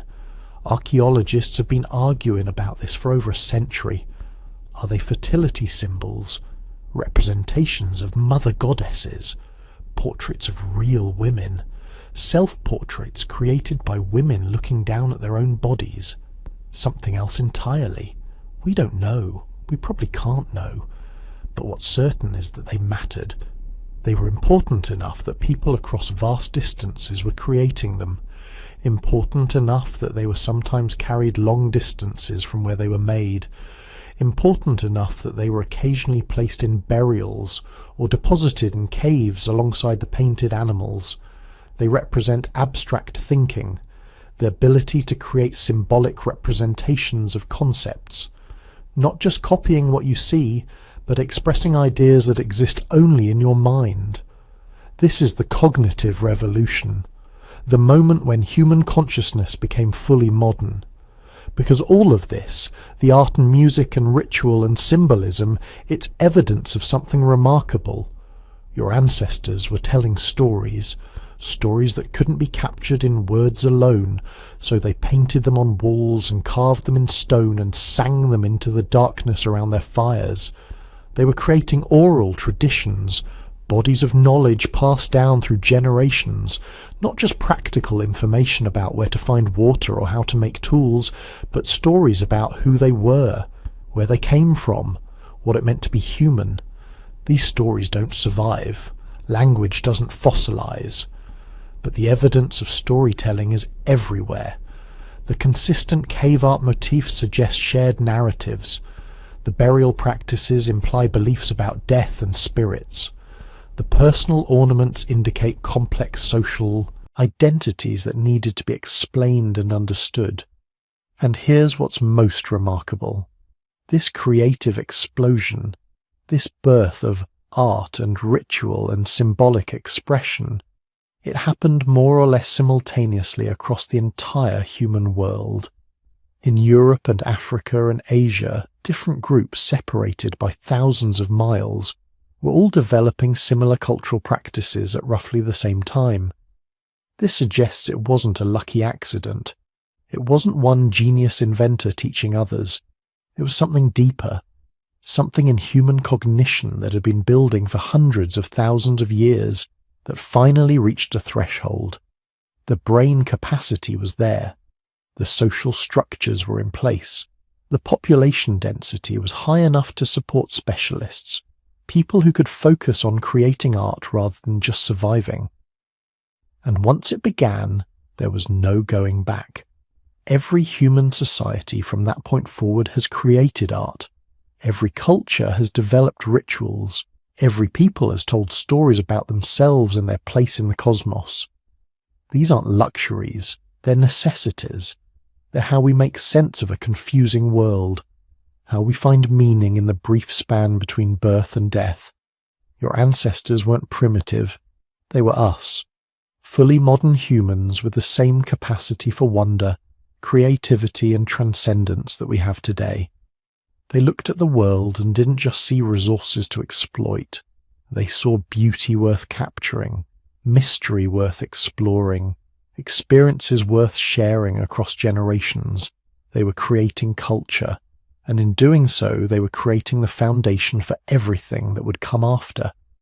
cities and agriculture and writing and technology, all of it built on that fundamental human need to express what's inside us, to make the invisible visible, to connect with others through shared symbols and stories and songs. But they were also still struggling to survive in a harsh world, and as populations grew and resources became scarce, that world was about to get even harsher. You've probably heard the story 1,000 times. Prehistoric life was nasty, brutish, and short. Cave people barely made it to 30 before dying from infected wounds, rotten teeth, or getting trampled by mammoths. The whole species limping along until agriculture and modern medicine finally saved us from our miserable evolutionary fate. Except that's not what happened. Not even close. The skeletal evidence tells a completely different story, and it's far more interesting than the myth.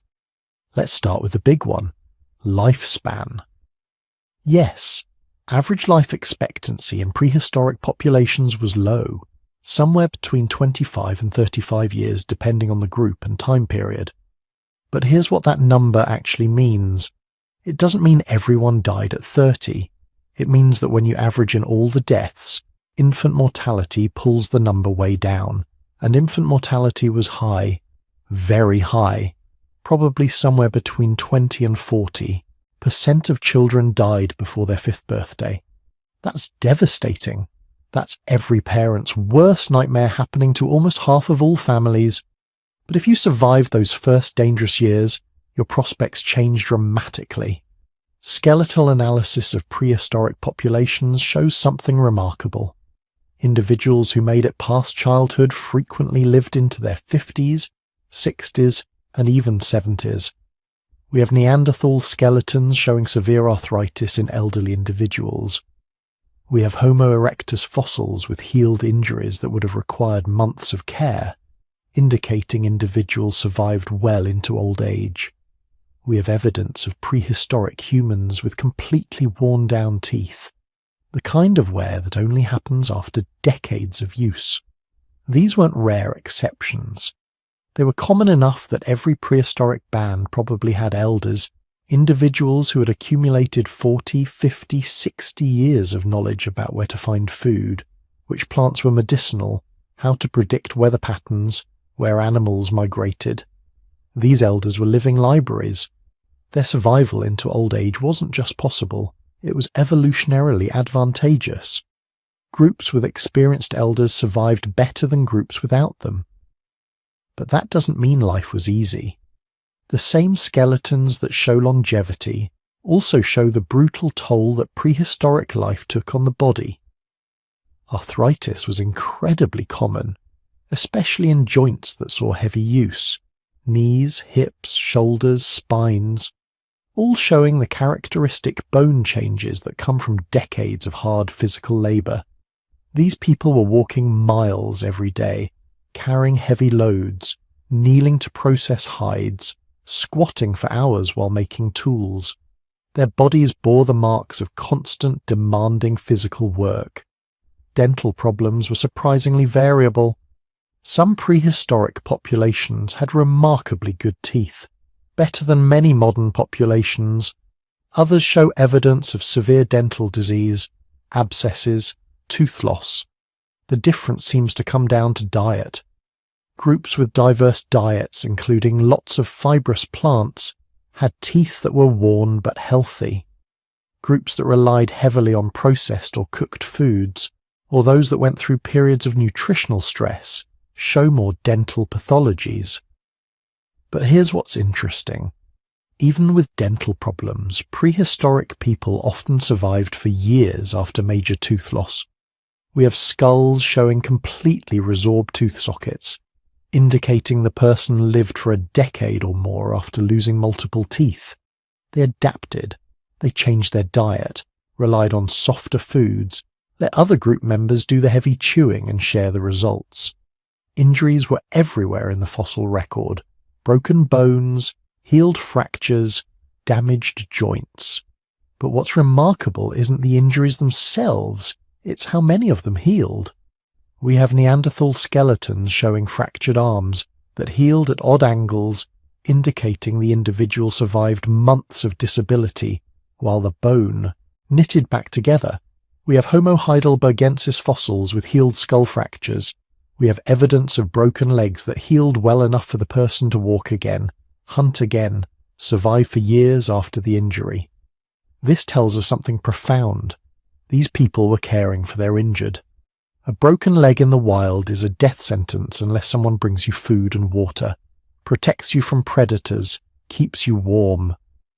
The fact that so many prehistoric humans survived major injuries means they had social support systems.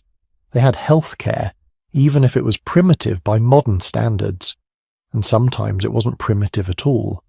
The archaeological evidence includes examples of what might be the world's oldest surgery: trepanation, deliberate drilling or scraping of holes in the skull. We have prehistoric skulls from multiple continents showing this procedure. And here's the shocking part. Many of them survived. We can tell because the bone shows evidence of healing around the hole.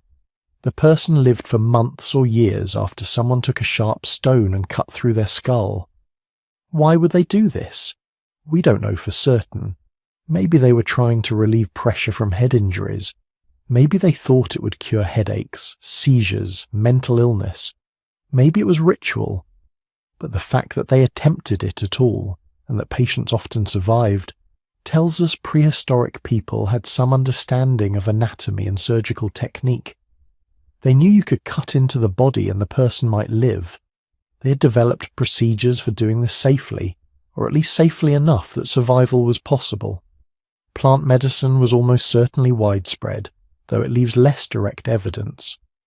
We know this partly from skeletal analysis. Neanderthal teeth show traces of yarrow and chamomile, plants with no nutritional value but well-known medicinal properties. These weren't food, they were medicine. We also know it from genetics. Modern human populations carry genetic variants that help process plant toxins, adaptations that only make sense if our ancestors were regularly consuming bitter, potentially dangerous plants. They were experimenting with plant medicine, learning through trial and error which plants could reduce pain, fight infection, induce sleep, or ease digestive problems. This knowledge was probably passed down through generations, the healer in each group learning from the previous healer, building up a pharmacopoeia of effective remedies. Most of this knowledge was lost when those lineages died out, but some of it survived. Many traditional medicines used by modern hunter-gatherer groups are genuinely effective. They work because they are the result of thousands of years of experimentation and refinement. Childbirth was dangerous. There's no way around this fact. Pelvic bones from prehistoric women show the same adaptations modern women have for giving birth, which means they face the same challenges. Human babies have unusually large heads relative to their mother's pelvic opening. Birth is difficult, painful, and risky. Without modern medical intervention, maybe 1 to 2% of births result in the mother's death. Over a lifetime of multiple pregnancies, this adds up. Childbirth was probably one of the leading causes of death for prehistoric women, but here's where social support came in again. Evidence suggests prehistoric births weren't solitary events. Experienced women likely assisted, providing physical help, emotional support, and practical knowledge. They knew positioning techniques to ease labor. They knew when to intervene and when to wait. They had probably learned to deal with common complications. The survival of so many women through multiple births suggests they had developed effective birthing practices. Infant mortality remained high despite these efforts. Infections, birth defects, accidents, nutritional deficiencies all took a terrible toll on young children. But the ones who survived that dangerous early period often grew into remarkably healthy adults. Their diet, when resources were available, was excellent. Varied, nutritious, rich in protein, vitamins, and minerals. Skeletal analysis shows prehistoric hunter-gatherers had strong, dense bones. good height for their genetic background, well-developed musculature. When there was enough food, their bodies thrived. The problems came during periods of scarcity. Bones from some prehistoric individuals show what are called Harris lines, stress markers that form when growth is interrupted by starvation or severe illness. These lines tell us that periodic famine was a real threat. Not constant, but recurring often enough that most individuals experienced at least one severe nutritional crisis during their growth years. Compared to what came later, though, prehistoric hunter-gatherers were remarkably healthy. When agriculture developed around 10,000 years ago, human health took a dramatic turn for the worse. Early agricultural populations show decreased height, increased dental disease, more infectious diseases, higher rates of nutritional deficiencies. Their bones are less dense, their teeth more damaged, their skeletal markers of stress more severe. Why? Because agriculture created concentrated populations living in permanent settlements. Disease spread faster. Reliance on a few staple crops created nutritional deficiencies. Hard agricultural labour created new patterns of skeletal stress. For the first few thousand years after agriculture developed, being a farmer was actually worse for your health than being a hunter-gatherer. Prehistoric people were physically stronger than most modern humans. They had to be. Daily life required constant physical exertion, walking miles to find food, carrying heavy loads back to camp, processing animal carcasses, working hides, making tools, building shelters. Every task was manual labour. Their bodies adapted. They developed powerful muscles, robust skeletons, efficient cardiovascular systems. They were endurance athletes by necessity. But this came at a cost. Joint damage accumulated over decades. Spinal problems were common, especially in older individuals. Muscle and tendon injuries probably occurred regularly, though these don't preserve in the fossil record. The body can only take so much punishment before it starts breaking down. The psychological toll is harder to measure, but it was real. Living with constant uncertainty about food. Watching children die from illnesses you couldn't prevent. Suffering through injuries with nothing but primitive pain management. The stress of knowing that a broken bone or serious infection could easily be a death sentence. Mental health challenges almost certainly existed, though we have no direct evidence. Depression, anxiety, trauma from violence or losses. The human brain hasn't changed much in the last 100,000 years. If we're capable of these experiences now, they were too. Yet despite all these challenges, prehistoric humans not only survived, they thrived. They developed sophisticated medical knowledge. They cared for their sick and injured. They accumulated healing wisdom and passed it down through generations. They created social systems that protected vulnerable members. They proved that even without hospitals, antibiotics, or surgery, human beings could live long, relatively healthy lives. The evidence is written in their bones, healed fractures, arthritic joints that continued functioning for decades, toothless elderly individuals who survived years after losing their teeth, skulls with surgical holes that closed over as the patient recovered. Every skeleton tells a story of resilience, of bodies that were pushed to their limits and somehow kept going, of communities that cared for their members even when it cost them dearly. These weren't superhuman, they were just human.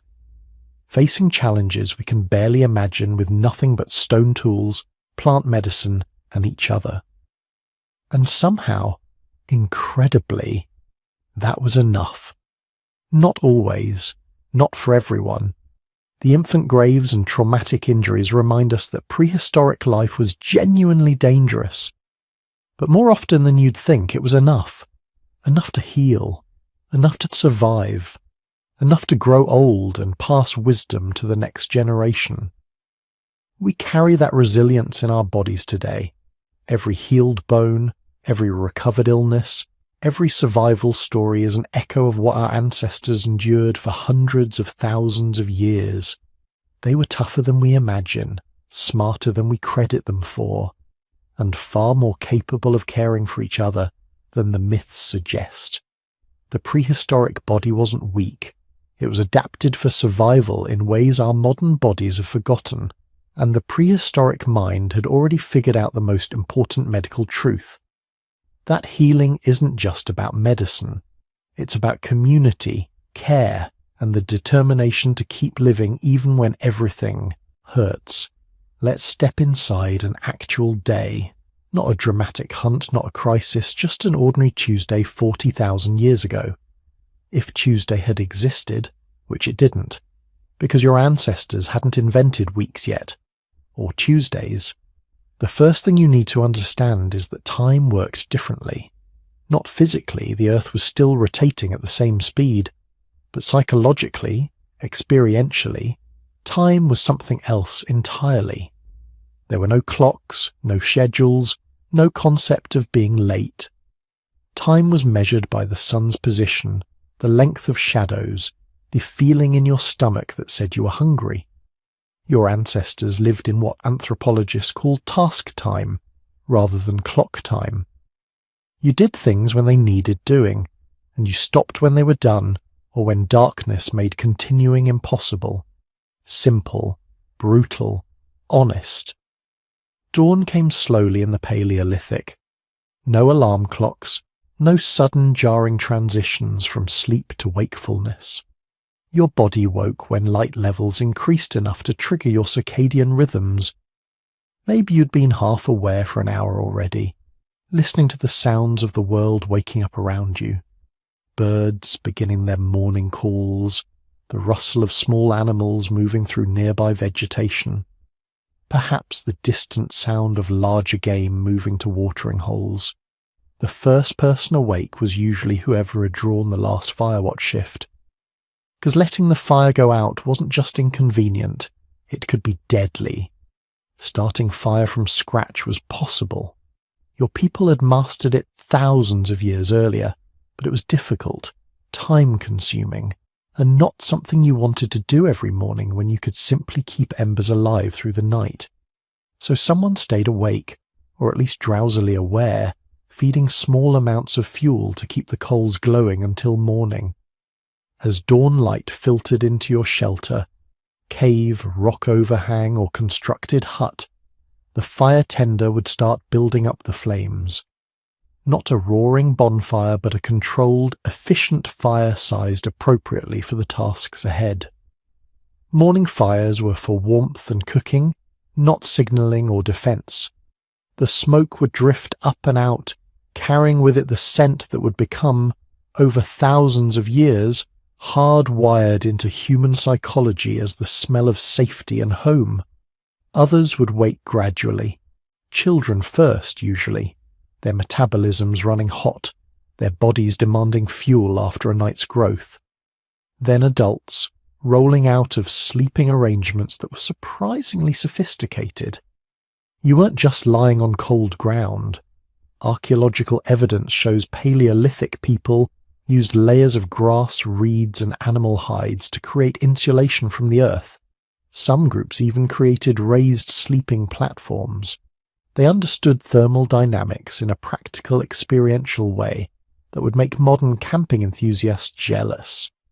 Morning routines existed, but they weren't what you'd recognize. No brushing teeth, though some groups probably used fibrous plant materials to clean debris from their mouths. No showers, though many Paleolithic groups likely bathed regularly in rivers, lakes, or natural pools when weather permitted. Personal hygiene was simpler, but not absent. Your ancestors understood that parasites were bad, that infections were dangerous, that some level of cleanliness improved comfort and health. What happened next depended entirely on the season, and not just which season, but how that season was progressing, what resources were currently available, what the weather looked like, what phase the moon was in, how long it had been since the last successful hunt. Paleolithic life was a constant negotiation with uncertainty. In summer, mornings might be dedicated to foraging. Small groups, usually women and children with perhaps a few men, would spread out across familiar territories gathering plant foods. This wasn't casual berry picking. This was systematic exploitation of known resources by experts who could identify hundreds of plant species, knew their seasonal availability, understood which parts were edible and which were toxic, and could process them into forms that maximized nutritional value and storage potential. A skilled Paleolithic forager could gather several thousand calories in a few hours of work: nuts, seeds, roots, tubers, fruits, leaves, bark, insects. Every environment offered dozens of food sources to those who knew where to look, and your ancestors definitely knew where to look. They had been learning these landscapes for generations, building mental maps of resource locations that were passed down through families like precious heirlooms. The men who weren't foraging might be working on tools, not necessarily hunting. Actual hunting didn't happen every day. But maintaining equipment, crafting new implements, processing materials. A good stone blade could take hours to make properly. Spear shafts needed to be cut, dried, straightened over fire, fitted with points, secured with bindings made from sinew or plant fibers. Each tool represented accumulated knowledge spanning thousands of years. Every strike of stone on stone, every choice of material and technique, embodied wisdom passed down through countless generations. Or maybe they were processing resources from a previous hunt. Scraping hides took days of work. You had to remove all the fat and tissue, stretch the hide, treat it with animal brains or other materials to keep it supple, smoke it to preserve it. A single deer hide might represent 20 hours of labor spread across a week, but that hide would become clothing, shelter materials, bindings, containers. Everything was used, nothing wasted, because waste meant more work later. Children were everywhere during these morning activities, not separated into age-segregated groups like modern kids, but integrated into adult work, watching, imitating, learning through participation. A 5-year-old might be gathering firewood or easy-to-identify plant foods. A 10-year-old could be practicing with child-sized hunting weapons or helping process hides. A teenager might be fully participating in adult activities, their skills developing rapidly through constant observation and practice. This was education, but it looked nothing like school. No formal instruction, no lectures, no tests.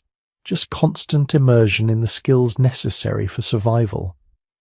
Children learned the same way all young mammals learn, through play that gradually transformed into practical ability.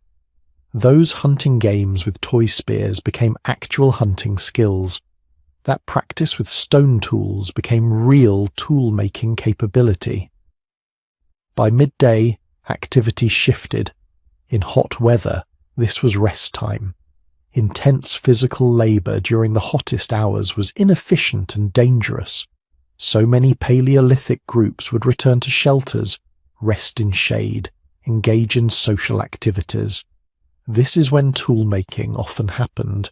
Fine detail work done in the cooler, more comfortable environment of a shaded area. This is when stories were told, knowledge shared, social bonds maintained. And here's something that surprises most people. Your Paleolithic ancestors probably had more leisure time than any humans who came after them until the modern industrial era. Hunter-gatherers typically work about 15 to 20 hours per week on subsistence activities. That's it. The rest of the time is socializing, playing, resting, creating art, engaging in rituals. Early farmers, by contrast, worked 60 to 80-hour weeks and had less diverse diets. Agriculture was not an upgrade in lifestyle. It was a trap that increased population density at the cost of individual welfare. But your Paleolithic ancestors hadn't fallen into that trap yet. They had time to sit and talk, time to work on decorative items that served no survival purpose, time to play music on bone flutes or drums, time to create art on cave walls or portable objects, time to be human in ways that went beyond mere survival. Afternoon brought another round of activities, maybe fishing if the group lived near water, maybe checking trap lines, maybe scouting for game, maybe just more foraging if resources needed replenishing. The pace was relaxed but purposeful. Nobody was rushing, but nothing was being neglected either. Tasks got done because not doing them had obvious, immediate consequences. Late afternoon was often teaching time. Elder members of the group would share knowledge that couldn't be learned through observation alone. Which plants were poisonous but useful as medicines? How to read animal tracks and interpret behaviour? Where to find water sources during dry seasons? How to predict weather changes from cloud patterns and wind shifts? This was the oral tradition in action, the slow accumulation and transfer of survival knowledge that made human culture possible. As evening approached, everyone would begin returning to the main camp or shelter.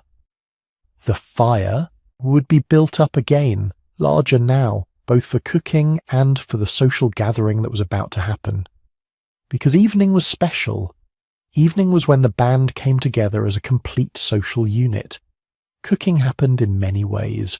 Roasting meat directly on coals, boiling water in containers using hot stones, baking foods wrapped in leaves in earth ovens. Your ancestors were sophisticated cooks with techniques refined over millennia. They understood flavour combinations, cooking times, how to render fats, how to extract maximum nutrition from every food source. This wasn't primitive survival eating. This was cuisine, adapted to available ingredients but no less complex than any other food tradition. As darkness fell, something magical happened. The fire became the centre of the social universe. People arranged themselves around it in patterns that reflected social relationships and hierarchies. Stories began. Not just entertainment, though they certainly entertained. These stories were vehicles for transmitting crucial information. Lessons about dangers learned by others, maps of territory encoded in narrative, histories of the group's movements and relationships, religious and spiritual knowledge, everything important that couldn't be written down because writing wouldn't be invented for another 35,000 years, had to be memorized and transmitted through story. Children would be drifting towards sleep now, their bellies full, their bodies exhausted from a day of activity. They'd be lying against parents or older siblings, listening to the adult conversations with half-closed eyes, absorbing information even as they slip toward unconsciousness. No separation of children into separate sleeping areas. The band slept together, in a communal arrangement that provided both warmth and security. As the fire burned lower, conversation would quiet. Someone would bank the coals for the night, covering them with ash to slow combustion while keeping them alive until morning. The night watch would be arranged, and slowly the band would settle into sleep. But before unconsciousness claimed them, there would be moments of wonder. Looking up through whatever opening existed in their shelter or from outside on clear nights, seeing stars in numbers that modern humans living under light-polluted skies can barely imagine, the Milky Way blazing across the sky like a river of light, planets visible as steady, bright points, occasional meteors streaking across the darkness, the moon in whatever phase it currently occupied, its light casting shadows and making night travel possible when necessary. Your ancestors knew those skies intimately. They tracked celestial movements, predicted lunar cycles, used stars for navigation. They created stories to explain what they saw, mythologies that would evolve over millennia into the constellation systems we still use today. They felt both tiny beneath that cosmic vastness and connected to it in ways that modern urban humans have largely lost. This was a day in the Paleolithic, not desperate struggle, not constant danger, just normal life. Work and rest, teaching and learning, community and solitude, all flowing together in natural rhythms dictated by light and dark, seasons and resources, hunger and satisfaction. No clocks, no schedules, no artificial divisions of time, just the eternal dance of human adaptation to the natural world. Tomorrow would bring similar patterns with infinite variations, and the day after that, and the day after that, for thousands of years, until everything changed. So here we are, at the end of our journey into the lives of our prehistoric ancestors. We've walked with them from dawn to dusk, watched them hunt and gather, seen them create art in flickering firelight, and witnessed them care for their sick and bury their dead. We've explored their shelters, examined their tools, and glimpsed the beginnings of everything that makes us human. But what does it all mean? What connects us to these people who lived tens of thousands of years ago? Everything, actually. Think about what we've discovered. Those prehistoric humans weren't brutish, simple-minded survivors just scraping by. They were innovators, problem solvers, artists. They developed technologies that let them thrive in environments that would kill most of us within days. They created social bonds strong enough to keep communities alive through ice ages and droughts. They looked at the world around them and didn't just see resources. They saw meaning, beauty, stories worth painting on cave walls. Every time you solve a problem creatively, you're using mental tools they invented. Every time you gather with family and friends, you're enacting social patterns they established. Every time you feel wonder at a sunset or find meaning in a piece of art, you're experiencing emotions they felt while watching the same sun set over a very different world. The thread runs unbroken from them to us. We're not separate from our caveman ancestors. We are them, just with different tools and different problems. Consider what daily life meant for them. Waking up each morning with no guarantee of finding food. Watching the horizon for weather changes that could mean survival or death. Depending absolutely on the people around you, knowing that alone you'd never make it. But together you might thrive. These weren't abstract concepts. This was reality every single day. And yet they found time for beauty. They carved figurines. They painted animals with such skill that artists today study them in awe. They made music from bone flutes. They adorned their bodies with ochre and shells. They told stories around fires that we'll never hear, but whose echoes live in every story we tell today. They weren't just surviving. They were living, finding joy and meaning in a world far harsher than anything most of us will ever experience. That's the legacy that matters most. Not the specific tools or techniques, though, those are fascinating. But the attitude, the determination to not just endure, but to create. To not just exist, but to find wonder. To not just survive alone, but to build communities that could weather any storm. We carry their genes. Every single person alive today is descended from people who survived impossible odds, who lived through climate disasters that nearly destroyed our species, who kept going when everything said to give up, who preserved knowledge across generations, passing it hand to hand through thousands of years. You are the product of the most successful survivors in human history. And here's what's truly remarkable. We're still learning their story. Every year, new discoveries reshape our understanding of prehistoric life. Cave paintings are found in places we never expected. DNA analysis reveals connections we never imagined.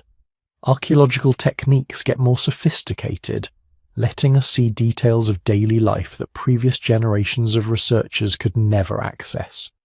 The picture keeps getting richer, more complex, more human. We used to think Neanderthals were primitive brutes. Now we know they were caring people who nursed their sick and mourned their dead. We thought symbolic thinking was recent.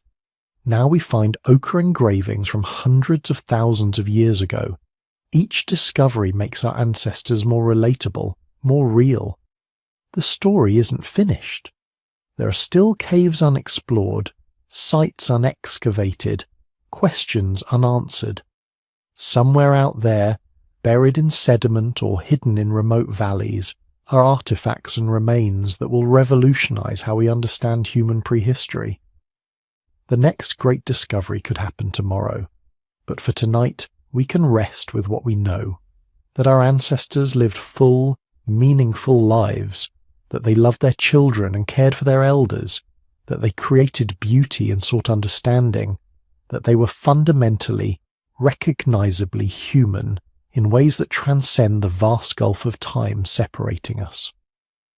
Before we drift off, if you've enjoyed this journey into our prehistoric past, I'd be grateful if you'd take a moment to like this video and subscribe to the channel. Drop a comment letting me know where in the world you're listening from. I love hearing from you all. If you'd like to support the channel, there's an optional YouTube membership available, but please, absolutely no pressure. The important thing is that you're here, learning and wondering alongside me. Thank you for spending this time exploring the world of our ancient ancestors, for being curious about where we came from and who we used to be. That curiosity, that desire to understand, that's part of the legacy too. Our ancestors looked at the world and asked questions. You're doing exactly the same thing. Rest well tonight, knowing you carry within you the strength of countless generations who survived everything the world could throw at them. Let their resilience comfort you, let their creativity inspire your dreams. Sleep peacefully, fellow descendants of the survivors. Until next time.